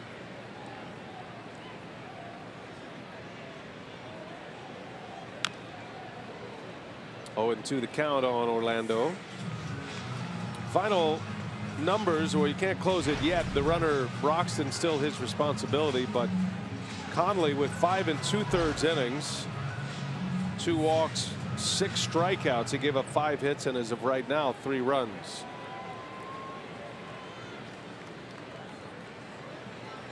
Oh, 2 to Arcia.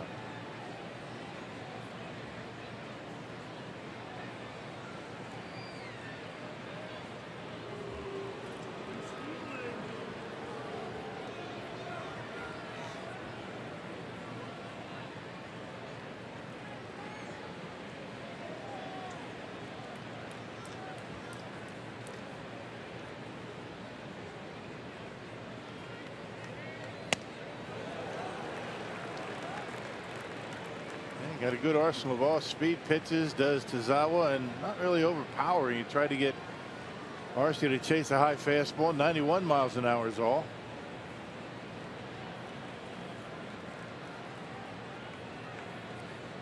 One ball, 2 strikes on Arcia. 2-2 now.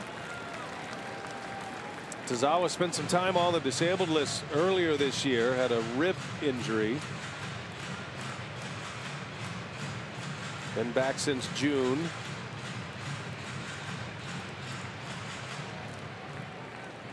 Put together a little scoreless inning streak, double-digit scoreless streak in the month of July. 2-2 the count. And Arcia hangs in there. He's putting together some long at-bats, fouling off some pitches. This guy wants you to swing at pitches out of the zone. He'll get ahead of you. And that combination of off-speed pitches, the curveball, the changeup, wants you to chase. Got to be patient. If Arcia can reach, Neil Walker would hit next. He'd pinch hit. That'd be a big bat to get up there, representing the tying run. 2-2, and Arcia, slow roller, and this is going to be an infield hit. And the Brewers will, in fact, bring the tying run to the plate. Arcia's second infield hit of the game. He's 2 for 3. Yep, and putting the bat on the baseball. There's the advantage of not swinging and missing. Shortening up the stroke. That was a breaking pitch off the corner. Able to get a bat on it, and with Dietrich playing behind the bag, an easy hit. Well, you never know. Well, here comes Neil Walker. Was the star last night after Thames had given the Brewers the lead in the 8th. Walker put the game away with a grand slam. 2 on, 2 out.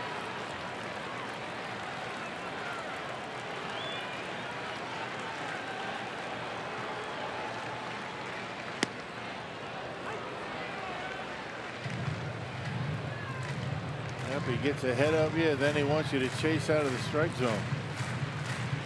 Put that one right on the outside corner. Not much of a pitch to swing at.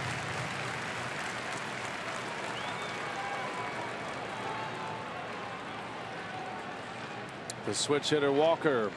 Most of his power is from this side of the plate. 0-1. Walker a big swing, and he's down 0-2 now. Been good with runners in scoring position, even back to his games with the Mets this year. A .346 batting average. His 3rd home run with runners in scoring position coming last night. He's up there in a big spot. This crowd is ready to roar if Walker can do something special here. 0-2 the count, and it is down in the dirt. Good block back there by Real Muto. 1-2 now. Good speed on the bases, but you know, the outfielders for the Marlins play extremely deep. It's going to be tough for Arcia to score on anything in the gap. Got to get one out there first.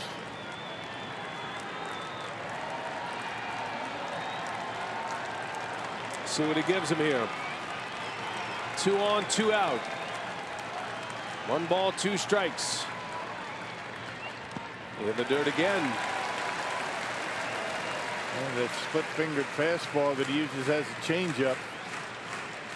Try to get him to chase, not doing it. Got to be prepared to block that pitch every time you call it. Another good play back there by Real Muto. Well, he got Walker down 0-2. He's missed twice with the splitter. Walker didn't bite. Now 2-2. Does he go back to it? Broxton and Arcia on the bases. Tazawa deals, and Walker takes one inside. 3 balls, 2 strikes now. Both runners will start with the pitch.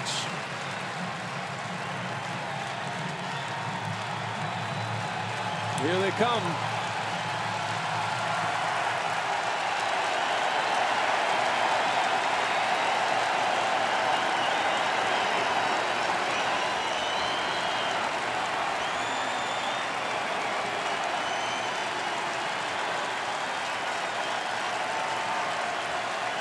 Payoff pitch. Runners go. It's in the dirt. Ball 4. And Walker showing great patience on that splitter.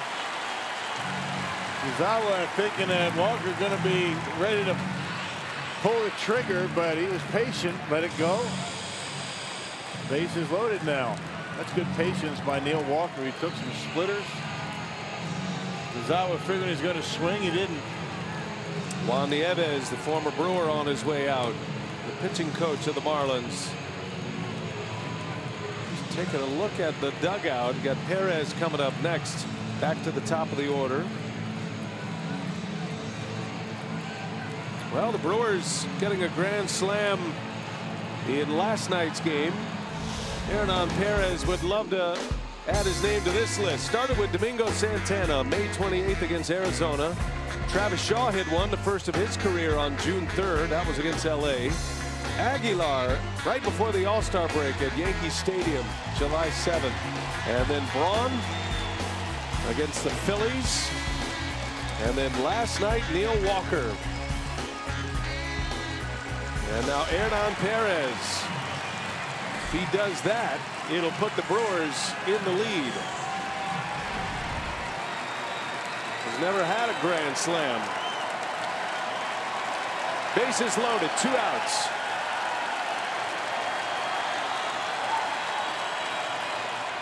Perez pops it up. Back is Gordon, in is Stanton, and the inning is over. Brewers strand the bases loaded, but they did put 2 on the board. Back-to-back homers to start the inning from Braun and Shaw. And it's a 6-3 ball game. Brewers are right there, back in it. Head to the bottom of the 6th.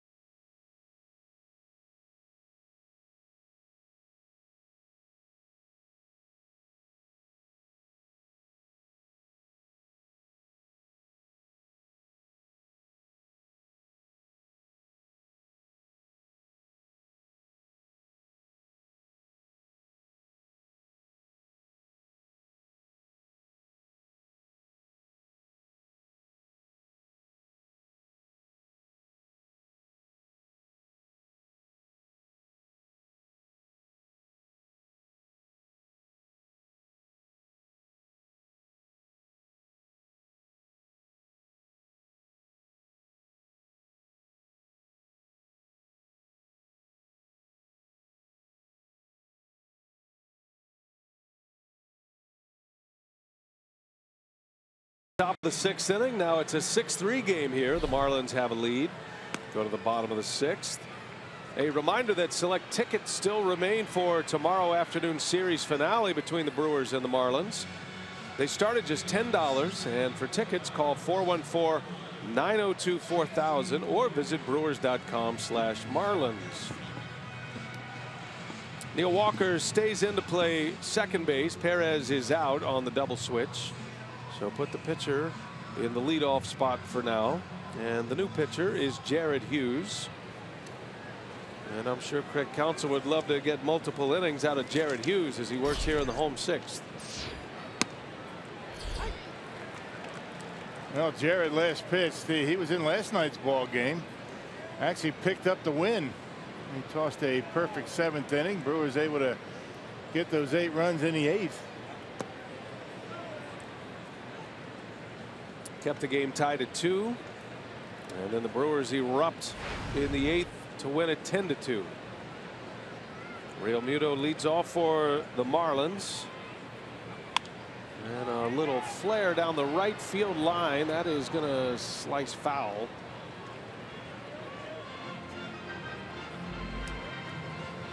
This relocated series to Milwaukee, supposed to be played in Miami. What a success, huh? It's been really impressive. As far as the fan turnout, you know, the way the ballpark has functioned, everything seems to be normal.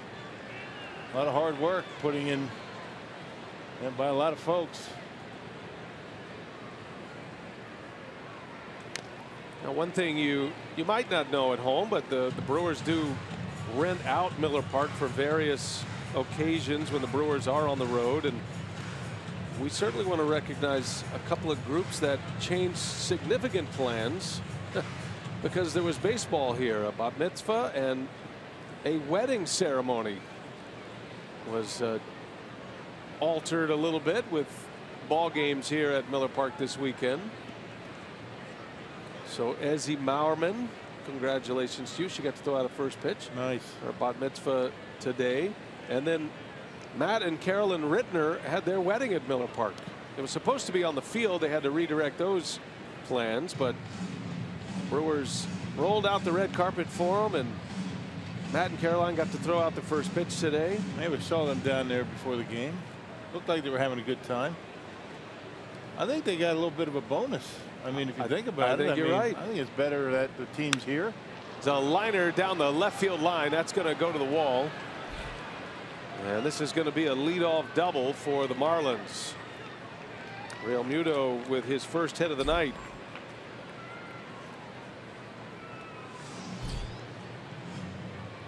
Now we saw that big wedding party up there when we were watching batting practice today, and instead of getting married on the field, which was the plan, had a chance to throw out the first pitch. Got a lefty. Did you know, Matt? He's got a pretty good arm, actually. He's a little wild, but they didn't show where it landed, so I guess maybe not great. Well, you can't have everything. You got the woman. You can't have everything. Well, congratulations to them. We want to recognize them and thank you for being willing to alter those wedding plans. I mean, you know, planning a wedding is no small thing, and to have that change at the last moment. But Brewers put on a big spread for them, and they had a great time, I heard. We actually were trying to interview them. They did not want to be interviewed tonight. They wanted to, figuring by the time the interview was going to come around, that would be 3-4 hours after the wedding, and we all know where those are headed. There is a little celebration going on after all, and it's pretty cool getting married at Miller Park. Runner at second for Dietrich, and Hughes making sure Real Muto is staying put. How would you like to have been the one that had to make that call? Hey, by the way, remember that wedding you had planned? And there's going to be a game.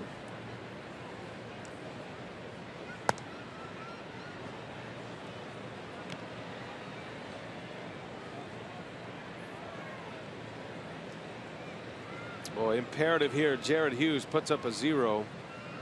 Brewers did score twice, but had the bases loaded with 2 outs. They were knocking at the door, and you certainly don't want to have the Marlins take the air out of this place with a run in this inning. Jared Hughes thinking that the Marlins catcher are going to try and steal third base. I mean, he's pretty fast for a catcher.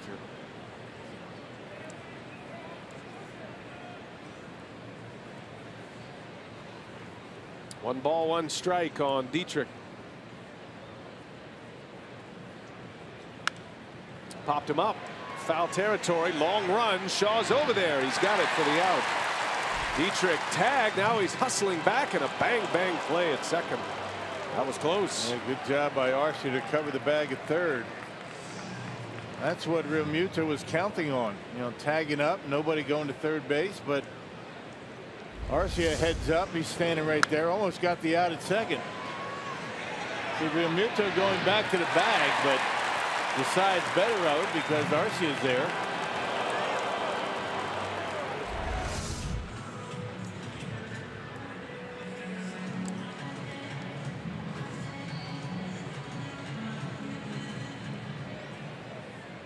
One away, and here is Rojas. Rojas drove in a run in the first inning that capped off a 4-run first. Short start for Zach Davies today, a rare bad start for Davies, but Counsell pulling the plug on him after 74 pitches. Might be able to turn him around quickly and make another start, maybe on 3 days rest. We'll see. Right now Davies is lined up to pitch the opener of the Cubs series.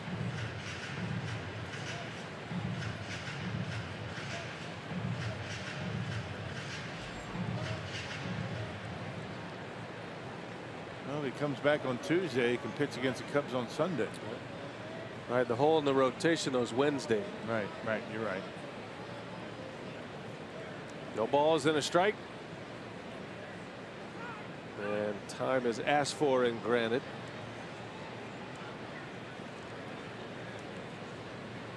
Counsell did bring Chase Anderson back on 3 days rest. That was on the other side of the spectrum. Brewers had such a big lead. Anderson was taken out after 5 innings and just 67 pitches. Bouncing ball foul. No balls, 2 strikes. Although that bullpen day, those bullpen games have worked out pretty well for Milwaukee. Yeah. 3-0 with the bullpen pitching all 9 innings. Well, this is starting to feel like back-to-back bullpen days with starter only going 4. Drake is getting loose. Brewers have 13 guys down in the bullpen to start tonight's game.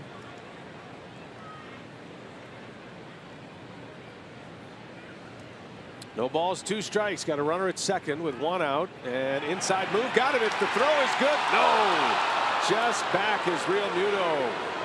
Hughes had him. Throw was on the wrong side of the bag. Well, he caught the baseball, brought the glove up, and then had to bring it back down, and that's the only thing that allowed Real Muto to get back to second base. The inside move. He brings the glove up and then brings it back down. And the Brewers want to take a look at it. Here's a good look at it. I don't know. Yeah, bang bang. Call on the field is safe. Counsell's going to take a flyer here in the 6th inning. Managers don't mind using their challenges this late in a game. Once you get to the 7th and on, umpires, even without a managerial challenge, will typically look at the close plays anyway. So the crew chief is over there. Bill Miller with his back to us. Kerwin Danley joins him. If Walker keeps the glove on the ground and just allows Real Muto to slide into him, he's out.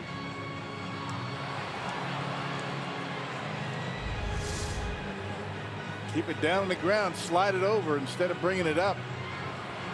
It's easy to say from up here. Yeah. It's a good pick on a low throw. And very close at second base. I'm not sure there's enough. Well, it's in the hands of the replay umpire in New York. Wow.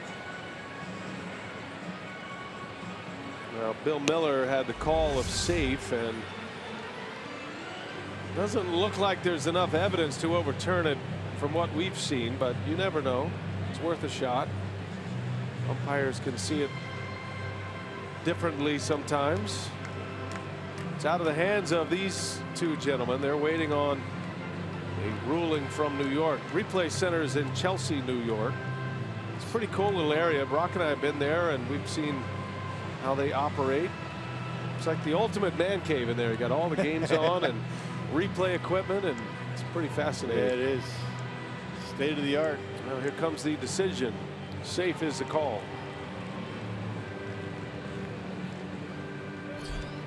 Call stands, which indicates there is not enough evidence to overturn.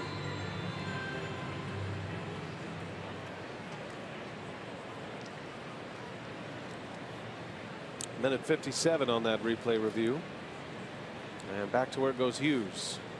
Runner at second, 0-2 the count. Rojas the batter.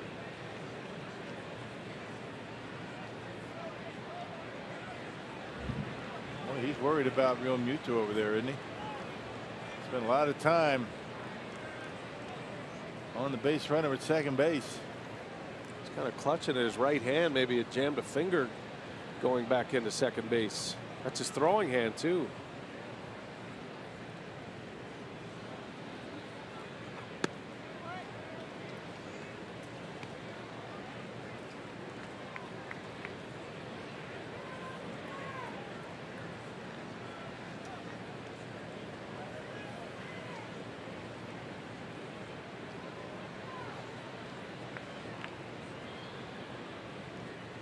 One ball, 2 strikes. 2-2 now. Rojas has been hot here lately. A couple of hits last night. Drove in a run with a single his first time up. Marlins traded away Echeverria to the Rays. JT Riddle was their starting shortstop till he hurt his shoulder. Now Rojas has taken over. He is a great defender, but now bringing a little offense to the picture as well. He waves and misses. He chased one that time. And it's a strikeout for Hughes, the second out. Yeah, stayed with that sinking fastball, the sinker. Got him to chase the third time he threw it down there. Yep, down and out of the strike zone and gets him to wave at it. Screaming at the bat on his way out.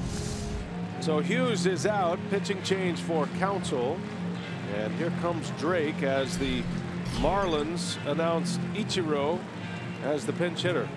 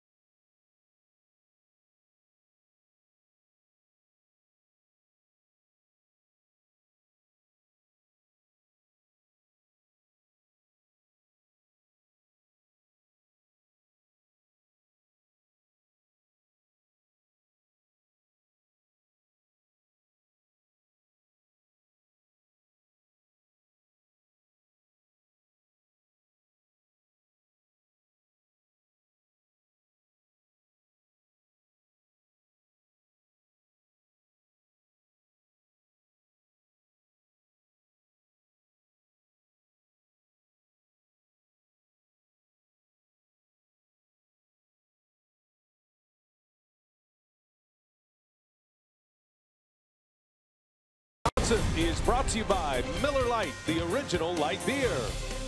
And by Chevy, proud sponsor of the Milwaukee Brewers. Visit WisconsinDriveChevy.com today to find a dealer near you.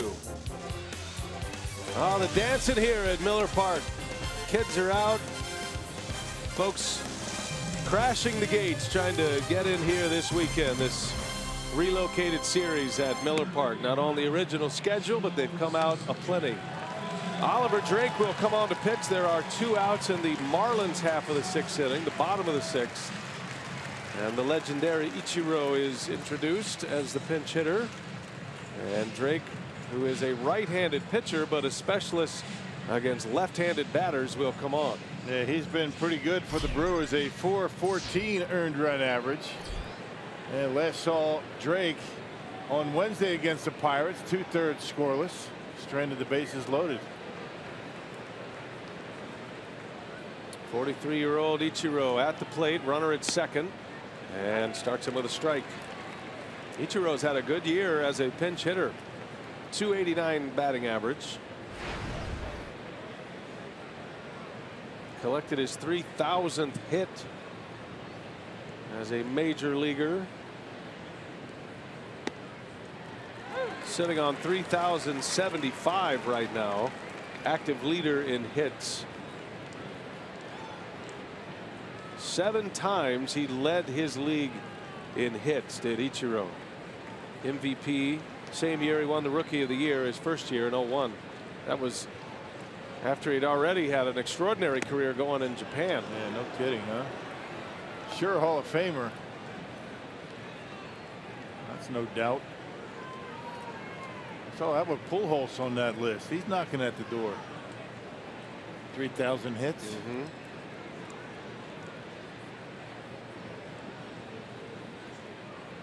Now 3,000 combined with Japan in the major leagues. Ichiro takes a ball. His hit totals 3,075 with the Marlins in 17 years, combined with the Mariners and the Yankees, and now the Marlins.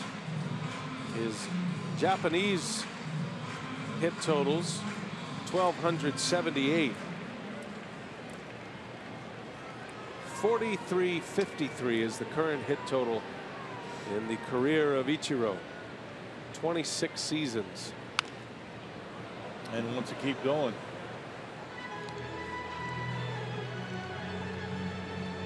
He's your age, isn't he? I got him by 3 years. 3? He's 40. He'll be 44 in October.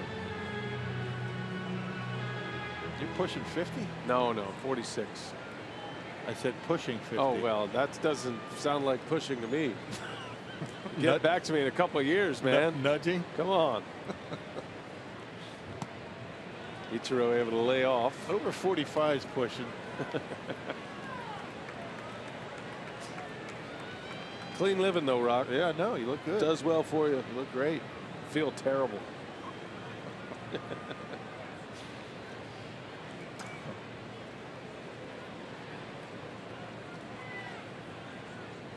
Runner at second, 2 outs, and Ichiro strikes out.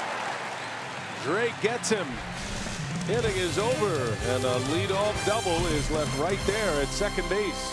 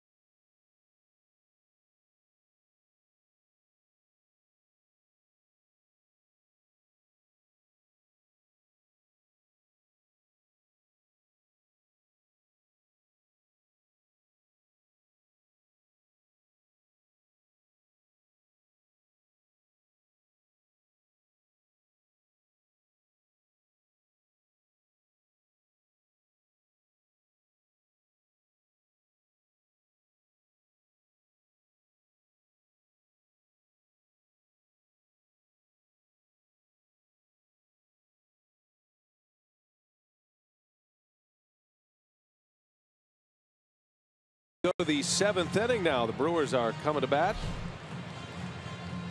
Hey, a reminder, you can start your day with First Things First weekday mornings on FS1. Host Chris Carter and Nick Wright. They kick off the day with the latest in sports. First Things First weekdays at 5:30 a.m. Central on FS1. New pitcher is Brian Ellington. Yeah, the Brewers lit him up in yesterday's ball game. Got 5 runs on Ellington. That earned run average pushing 7. 6.69 that earned run average. And giving up to 5 home runs. He throws 100 miles an hour, but the Brewers laid one on him in yesterday's game. Right back at it tonight. Yeah, Mattingly not afraid to put him back out there. Lights are up on a Saturday night, Miller Park. And for this series anyway, the home park of the Miami Marlins. At least in that they get to hit last. Santana leads off. 25,079 the attendance tonight. 19,000 plus last night. 25,000 plus tonight. Wow, remarkable. Still some tickets available for tomorrow. They've expanded the release of tickets that are available to purchase. Brewers originally capped this weekend at 23,000 just based on the ratio of fans per service personnel, ushers, and the concessions personnel and whatnot. Security. But they were able to bring in some extra help and able to release more tickets. Fans have responded. I'm just not sure there's another venue that would be able to do that in that short a time. Yeah. We're proud of our organization, our baseball fans here in Milwaukee. 2-1 to Santana. That's low, ball 3.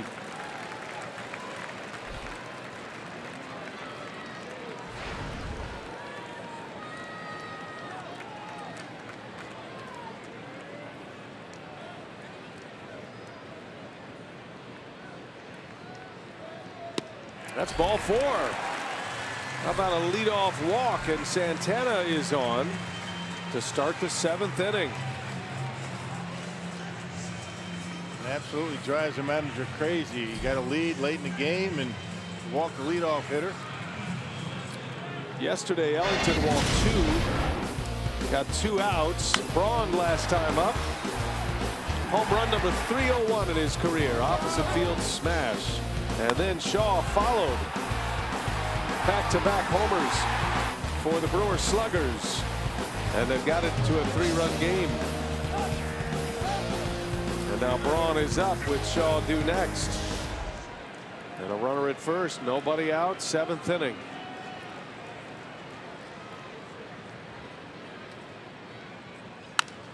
Bouncing ball to second. Gordon flips to second. Out there. Throw to first is in time. A double play.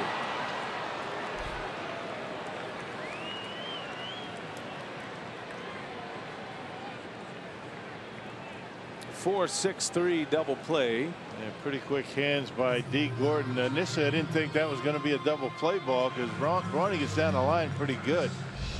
But in and out of the glove very quickly. That shovel pass. And pretty close as to whether Rojas had his foot on the bag, but the Brewers are satisfied. Well, Rojas has a cannon, doesn't he? Yes, he does. What an arm. Pretty good double play combination there. 2 outs now. Here is Shaw. That's a big ground ball by Ellington, this embattled pitcher who's had his struggles last night. Walks got him into big trouble. But the double play gets him off the hook for now.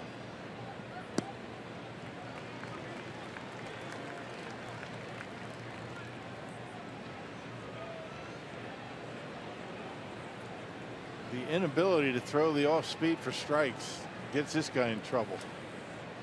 Throws 100, but really doesn't throw much else for strikes. Shaw pops it up, shallow center. And Yelich is calling.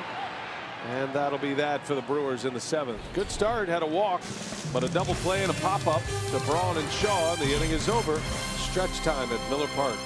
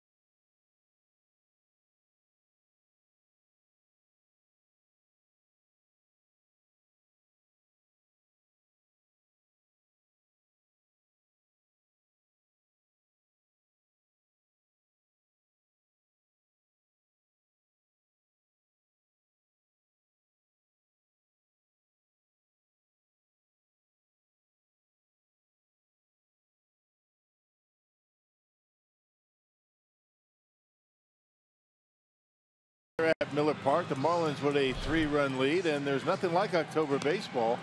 Catch all the excitement, all the drama, and every unforgettable moment is baseball's best. Buy for the game's ultimate prize. Go to MLB.com/postseason to check out the complete 2017 postseason schedule. It all starts on October 3rd. Well, because of the double switch as Hughes came in the game, Craig Counsell still has the option to use Drake here for the bottom of the 7th, and he'll do that. Got a left-hander coming up, D. Gordon. Don Mattingly has the left-hander split. Got Gordon, Stanton, the right-hander, then Yelich, another lefty, making it a little bit more difficult on counts. Could be Drake's last hitter. We'll see. Struck out Ichiro to end the threat in the 6th inning. Marlins scored 4 in the 1st, added 2 in the 3rd. Nothing since, despite a short start by Davies. All those runs belong to Zach. Had a tough day. But so far, the bullpen, as we talked about when we came on the air, outstanding work. Actually, on the pregame show, we were talking about the bullpen, how good they've been. Doing the job again tonight. 0-2 the count remains on Gordon. Had an infield hit, a bunt single in the 1st inning. 1 for 3. 17-game hit streak after last night was snapped. 0 for 4 last night.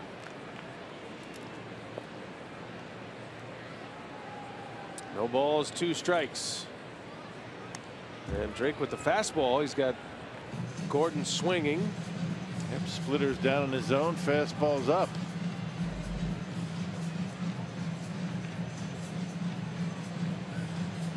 Cubs beat the Cardinals earlier today behind Kyle Hendricks. Beat Michael Wacha. Wade Davis saved his 30th.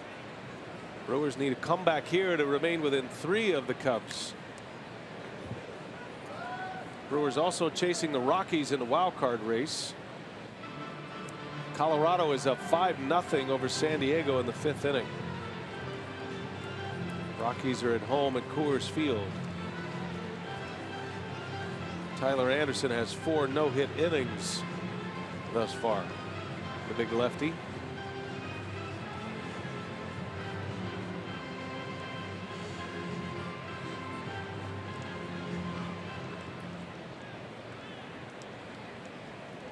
Marlins are going to play the Rockies here their next trip. They go home for 3, then they go out for Arizona and Colorado.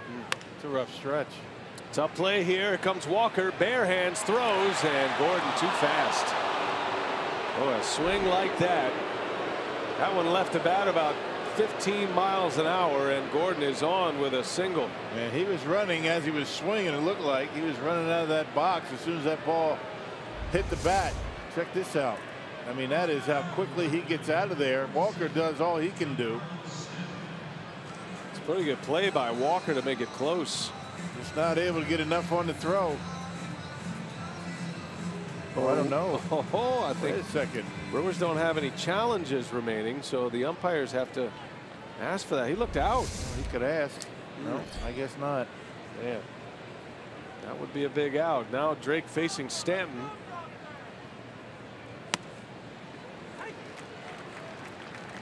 That would be one that you would like to be able to reverse, especially with D. Gordon on the bases. 53 stolen bases this year. Second only to Billy Hamilton. And there he goes. And a swing and a miss. Throw to second. An incredible jump. 54th stolen base for Gordon. And then Manny Pena made it as close as he possibly could with the jump that he got. He took off. Check this out. Look at that jump. Wow. He had a step before Drake even started home.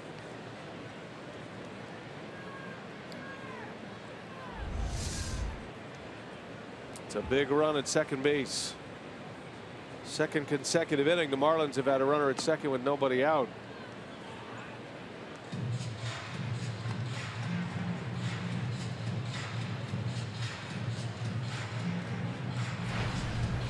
Bringing back the closed stance to big league baseball.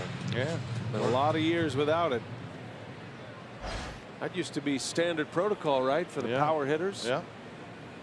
Paulie Robin. Got him. Got the splitter, and down goes Stanton. A strikeout for Drake. Second punch out for him. And the first out of the inning. There it is, the split finger fastball, and Stanton just waves at it. Good block by Pena.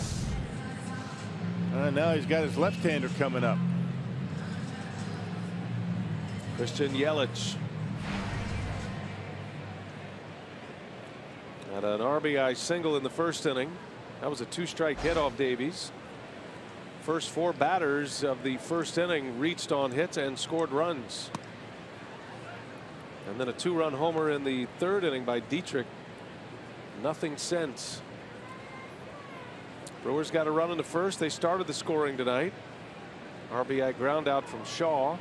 And then back-to-back homers in the sixth. Braun and Shaw to make it 6-3.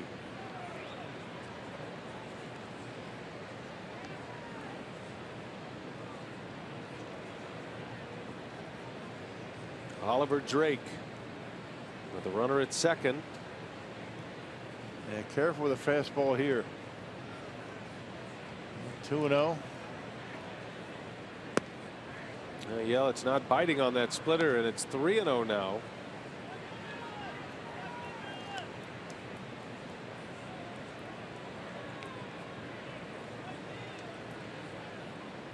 Matt Garza is getting loose in the Brewer bullpen.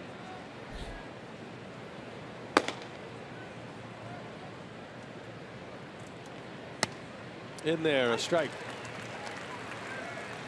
If Drake can retire Yelich, be interesting to see if Counsell walks Ozuna to get the lefty Bohr to the plate. Yeah, that might be the play here with a base open at first. I think it depends on what Yelich does here. It's a dangerous hitter waiting to hit next. Hitters count 3-1 to Yelich, and Drake checking on Gordon. Not a bad idea. Be a good chance to run. Especially with Shaw way off the line. Be a race to third base. And Yelich takes ball 4. Well, now decision time here for Counsell. First and second. Ozuna's coming up. And Counsell is going to make a move. He's pushing all the cards to the middle right here, right? Garza has been in the starting rotation. Will make his first appearance out of the bullpen. And he's going to face Marcell Ozuna with 2 on and 1 away. A pitching change at Miller Park.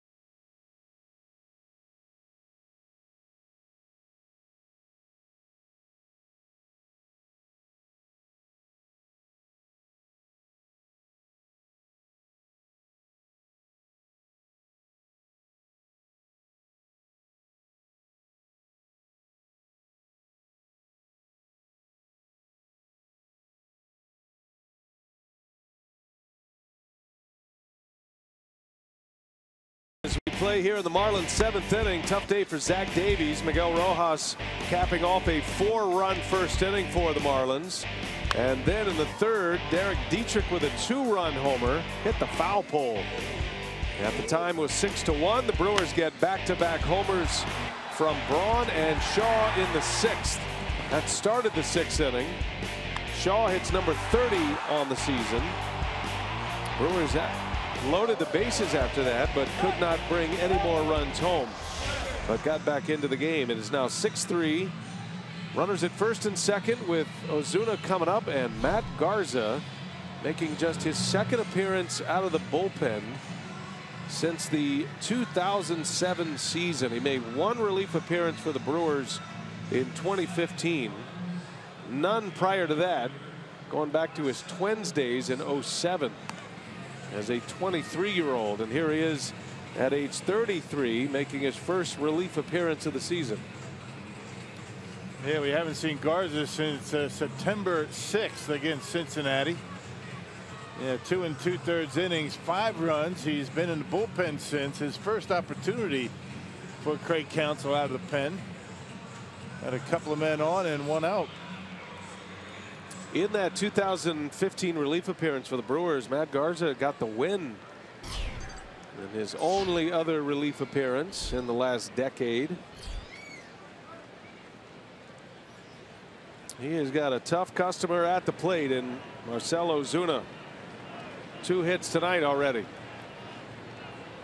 Ozuna in the air, popped him up to center field on the first pitch. Broxton is there. Gordon will not tag. And a big out there for Matt Garza, 2nd out of the inning. That slider got him on the pop-up.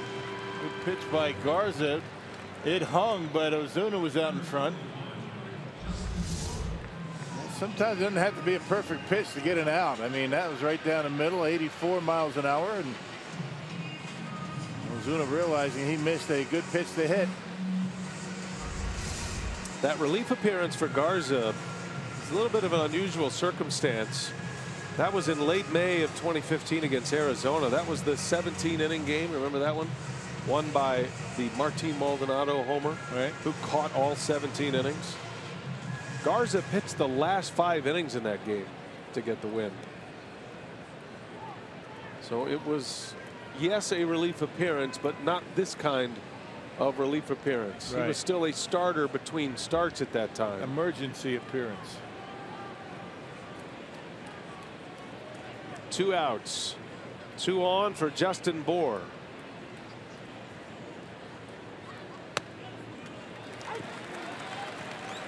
One thing about Garza pitching out of the bullpen, he's going to be able to let it fly a little bit. And probably see an uptick in velocity with the shorter stints. Well, it's been 10 days since he's pitched. So you figure he's feeling pretty good out there as far as velocity goes. Location, maybe not.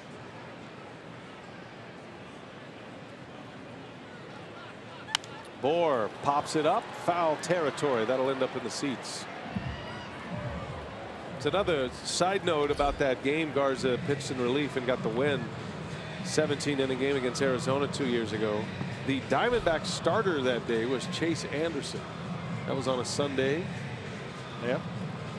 And one of the great Martin Maldonado moments in his Brewers history. Caught all 17, hit a walk-off homer.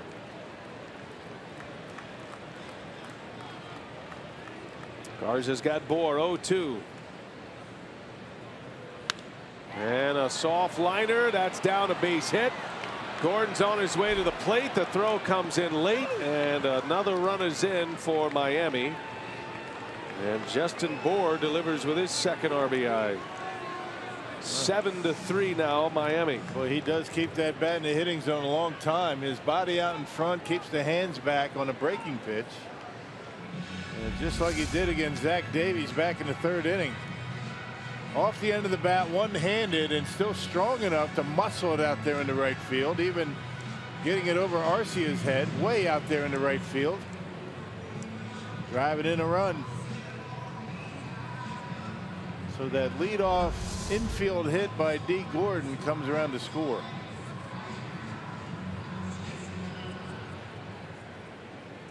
That's a big run for the Marlins. Here's JT Realmuto.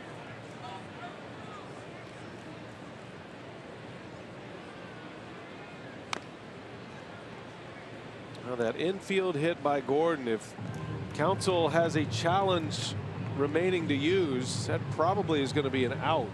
Surprised the umpires didn't take a look. I know managers are counting on the umpires to at least have a conference about it to see if they want to go to replay. Usually it does go that way. Didn't look like he asked, though, did he? Well, Todd Tishner was, home plate umpire, was ready to move this thing along.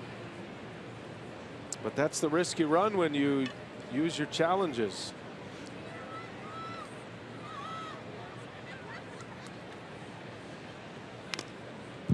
Oh, and 2 the count on Realmuto.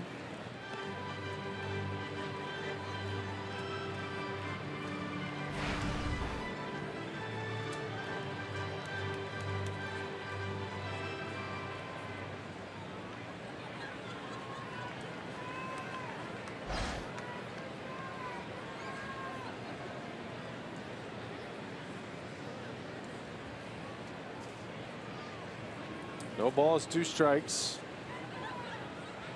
And a bouncing ball to Walker.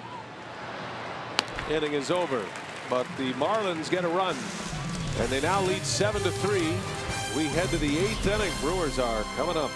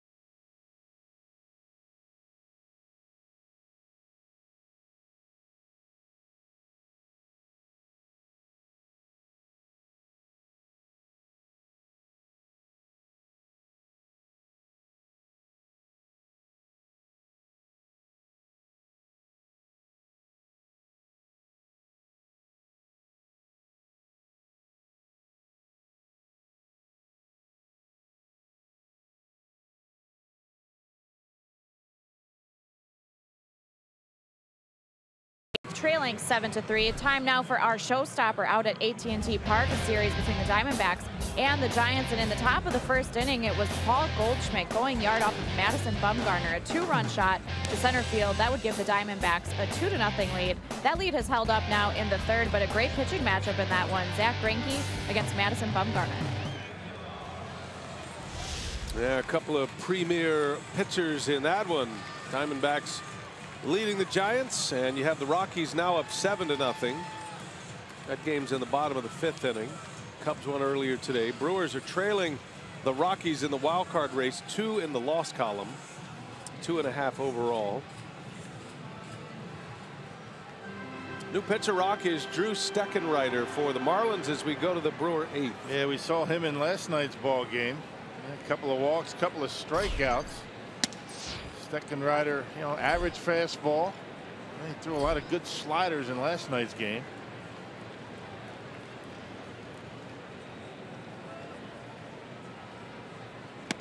And Aguilar out in front of that one. 0-2 the count on Jesus. Getting the start at first base tonight. Aguilar's 0 for 3.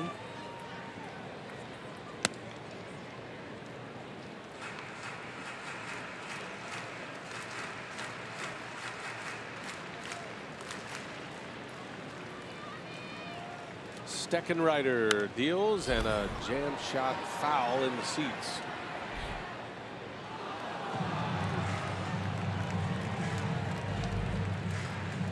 Mattingly sticking with his plan. Despite the struggles last night, Ellington gets a key inning with a 3-run lead, puts up a 0.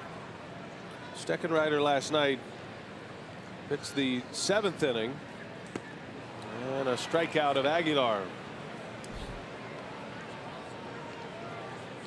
One away here in the 8th. Well, it's always an adventure for Don Mattingly as of late. Of course, he hasn't had many opportunities to figure out who's going to close games for him. He had Bear Claw out there for a while. The save leader's only got one. Actually, Ziegler's got 9 of them down at the bottom of the stat pack. Now, Ziegler's been hurt. That's a lot of pitchers to go through. Yeah, right. There's a strike to Vogt, pinch hitting for Pena. Brewers down 7-3.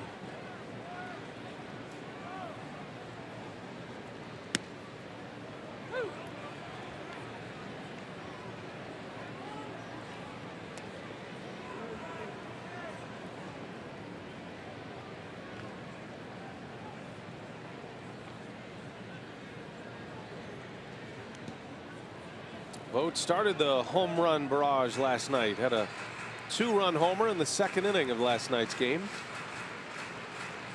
He's hit 6 now. Yeah, 1 in the 2nd, 3 in the 8th.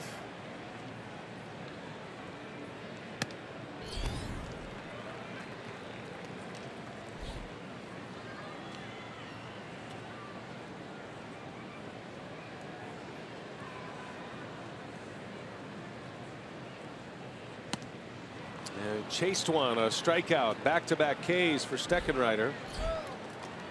2 gone in the inning for the Marlins. Yeah, that's now 4 strikeouts for him in a couple of appearances here in this series. It's going to be Eric Sogard now to pinch hit.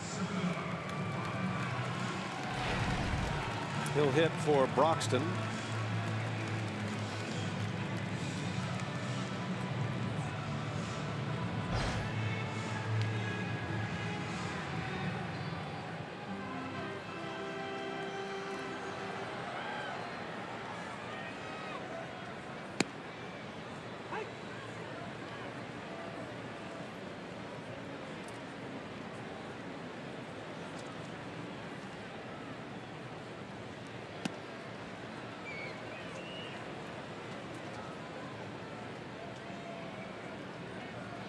Probably see Sogard stay in the game to play second base. That'll move Walker over to first.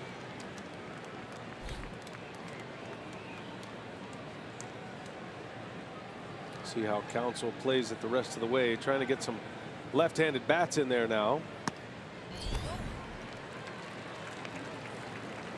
Top of the 8th, Brewers down 4, needing base runners. Sogard in a 3-1 count with Arcia due next. There's a strike, 3-2. Brewers have been hot here in their home park.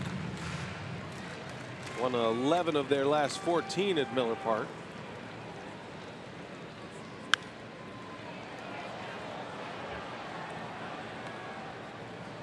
Day game tomorrow, last game of this series. Final game of the homestand. And then the Brewers go to Pittsburgh for 3. Right back here at Miller Park for a 4-game series with the Cubs. Sogard draws the walk. That's what you needed. Now the Brewers looking for a quick strike here with a runner at first and 2 outs, and Arcia coming up. That's the thing about this guy. I mean, he has the strikeout ability, but he does walk batters. Last night walked a couple, struck out 2.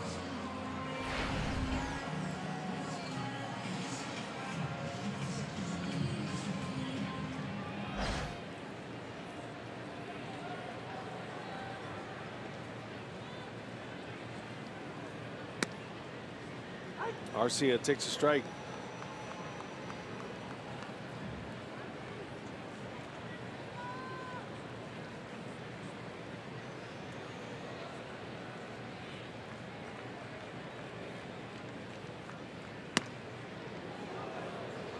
After tonight's game, the Brewers have just 14 games left in the regular season and in danger of falling 4 back with 14 to play to the Cubs.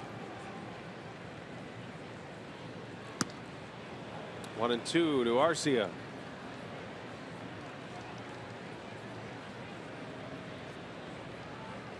Brewers will have 6 on the road, 7 at home after tomorrow's game.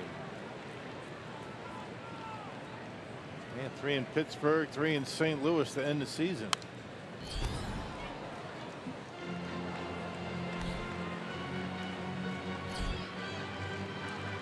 Regular season concludes on Sunday, the 1st of October. There is room for tiebreakers Monday and Tuesday, and then the wild card games begin Tuesday and Wednesday. American League Tuesday night, National League wild card game Friday, and then the division series begins Thursday.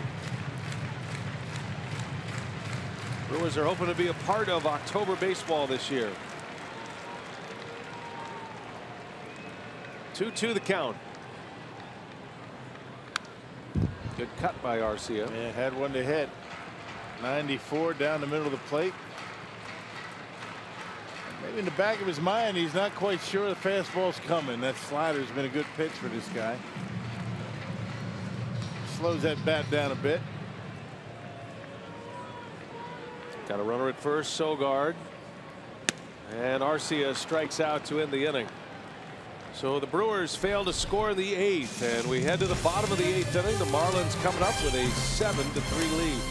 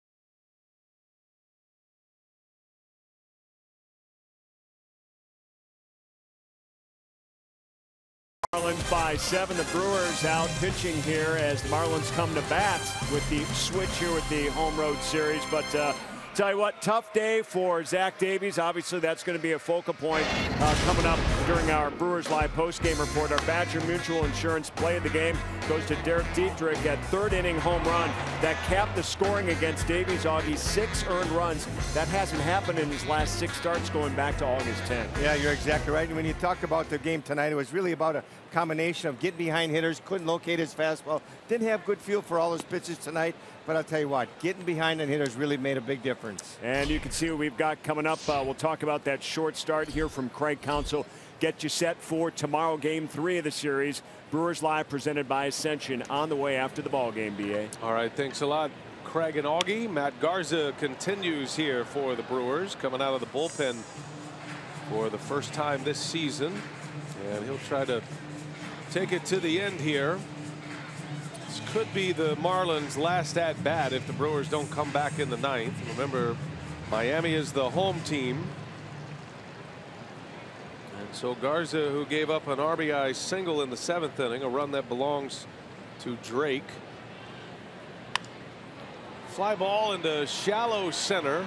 Long run. Phillips just in, makes a catch. Nice play. Phillips and Vogt just entering the game defensively. And a terrific play by the young outfield prospect. Yeah, playing deep out there. He froze just for a second, but able to make up ground with that good speed. Check it out. Took a while to get going. I wasn't sure about how hard it was hit, but you know, that closing speed, able to make a catch. Well done.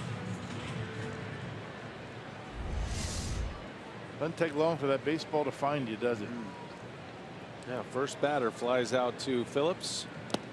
1 away. Here is Miguel Rojas. 1 for 3 tonight. He's made a couple of excellent plays defensively. Very strong arm shortstop. He can really pick it out there at short.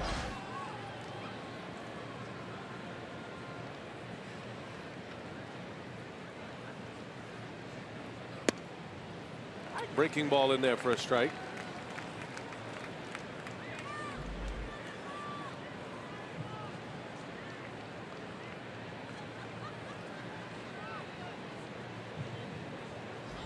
It's only the 5th relief appearance of Garza's career. Jam shot foul. Much different story than last year, right? Garza shutting the season down. He did not want to go to the bullpen. There were circumstances at home. His wife was pregnant, and both the Brewers, Craig Counsell, and Garza all deciding it'd be best to just head on home. He didn't finish the season with the Brewers last year. This time around, well, willing to go to the bullpen. Yeah, you got to tip your hat to that. That was a good pitch. Got a strikeout for the 2nd out of the inning. Rojas is gone. 2 up, 2 down for Garza. Our Miller Lite What's on Tap. Brandon Woodruff, the young prospect starting pitcher, will get the ball against Dylan Peters tomorrow. Another left-hander for the Marlins. Miller Lite What's on Tap will hit the air at 12:30. First pitch just after 1 o'clock. Tupelo, Mississippi native. And Woodruff roughed up a little bit his last time out.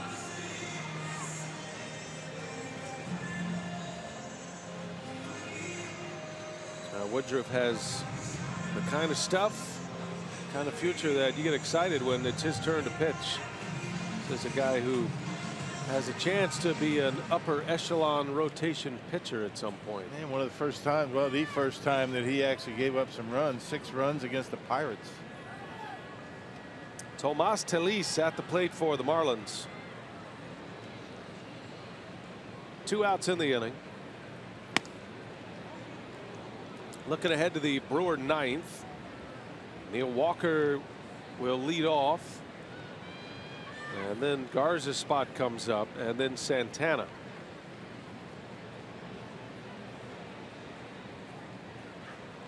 And right now the Brewers down 4. Scored 8 runs in the 8th inning last night, They don't need all that tonight. Just 5 of those 8. Yeah. Piece of cake. No worries.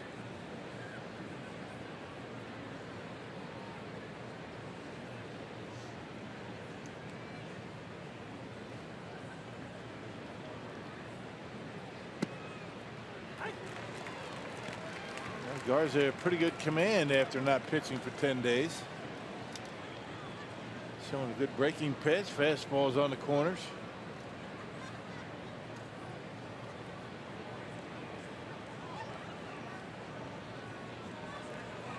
2-1 to count. Hit hard, but right at Aguilar. He'll make the play to end the inning. And Garza works a 3-up, 3-down 8. Last call for the Brewers. We go to the 9th. Down 4.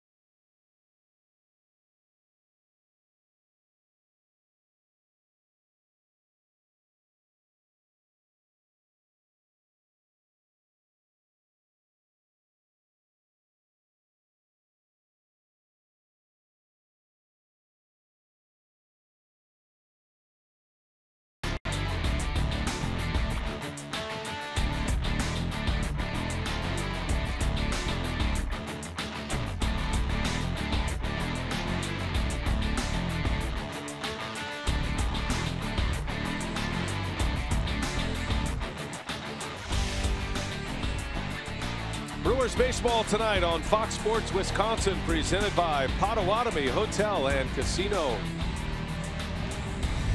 Last call for the Brew Crew, down 4. 7-3 Marlins, jumping out to a 4-1 lead early in this game, and it's going to be Kyle Bearclaw, the new Marlins closer. It's not a save situation, but he'll try to finish this one off. Yeah, had got a blown save back on the 12th at Philly. Had 2 outs, nobody on, closing down a game, and gave up a home run to tie the game. Neil Walker will lead off. Be his second plate appearance. He drew a walk in a pinch hit appearance in the 6th inning. That was the last real big threat the Brewers had. They loaded the bases.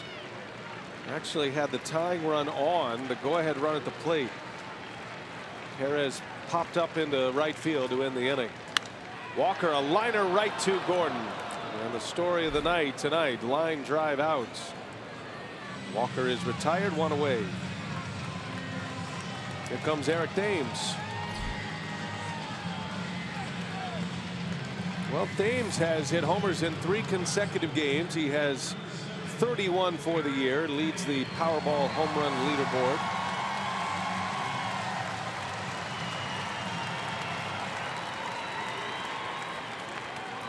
.31 homers, 59 runs batted in for Thames. Up there swinging away early. Yep, home runs in 3 straight games. Starting to see the baseball much better as of late.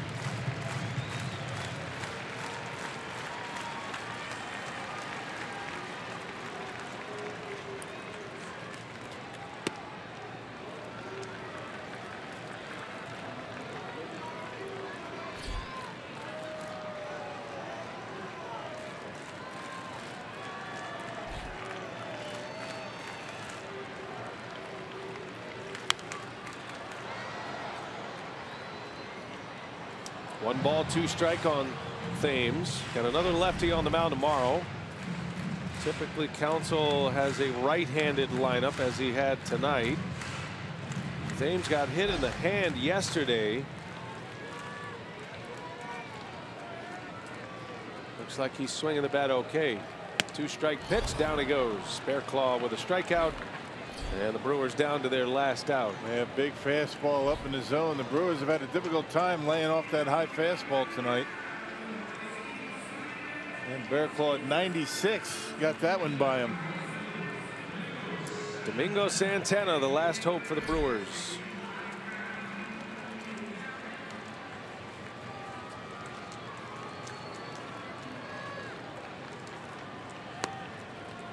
I want to wish our friend Stephanie Cronenberg a get well. She's recovering from surgery at Freighter Hospital, and wishing her well.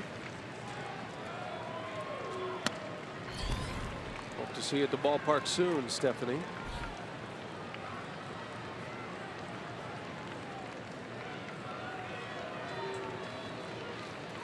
Still tickets available for tomorrow's game.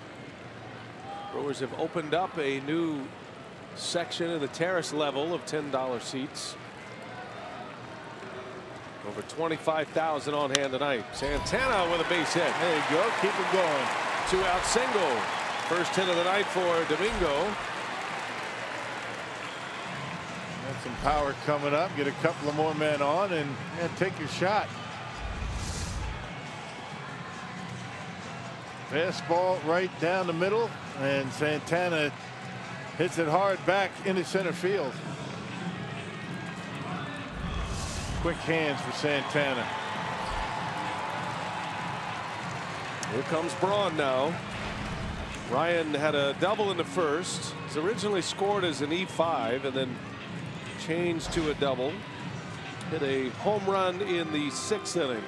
Opposite field home run. His 16th of the year.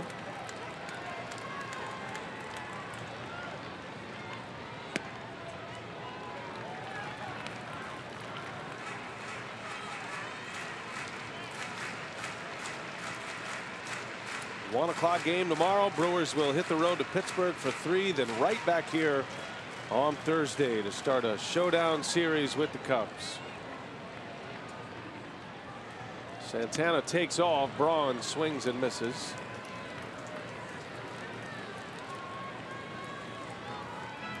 Defensive indifference. That's how you get him to second base. No steal. Brewers need 2 more base runners.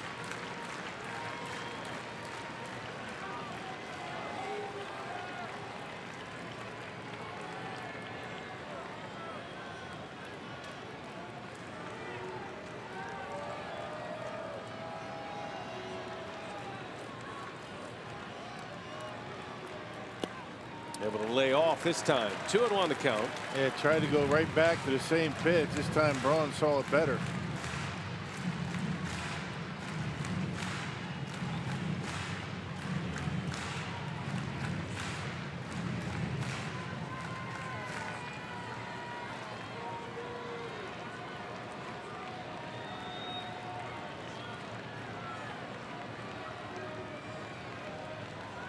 Two and one. Braun fouls it away. Next milestone for Braun. He'll be next season, but he is approaching 1,000 RBIs. He's 27 RBIs away from 1,000 in his career. 300 homers, 1,000 RBIs. He's a career 300 hitter. It's extraordinary numbers. Yeah, no kidding.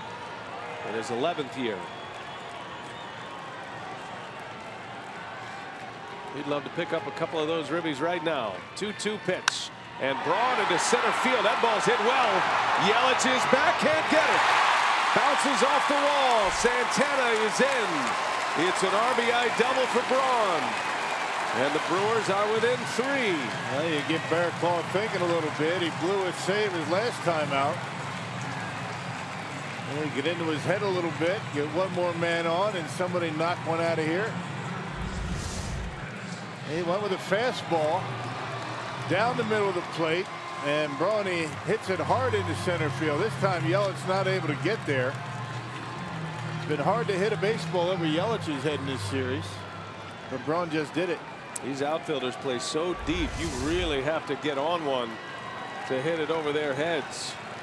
Braun at second. Here is Shaw now. Breaking ball strike. Travis has 2 RBIs tonight, gives him 92 for the year. Hit his 30th homer of the season in the 6th inning.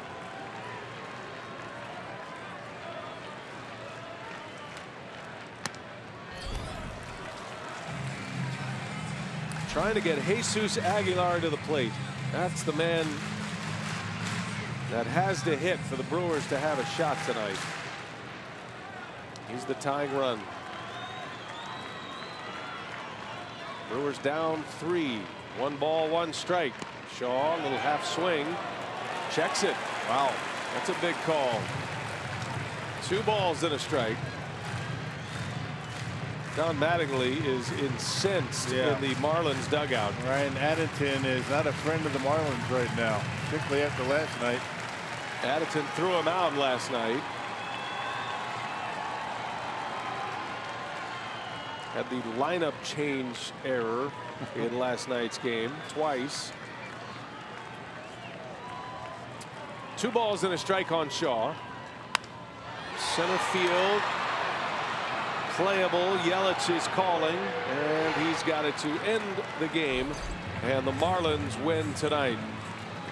Brewers lose it 7-4 to the Miami Marlins, and now 4 games back in the National League Central. Conley picks up the win. Zach Davies takes the loss, goes to 17-9 with the loss here tonight. Time for Brewers Live. We check in with Craig Kashawn, Jerry Augustine. They are standing by. Take it away, Craig. Okay, BA, thanks very much. Tough one.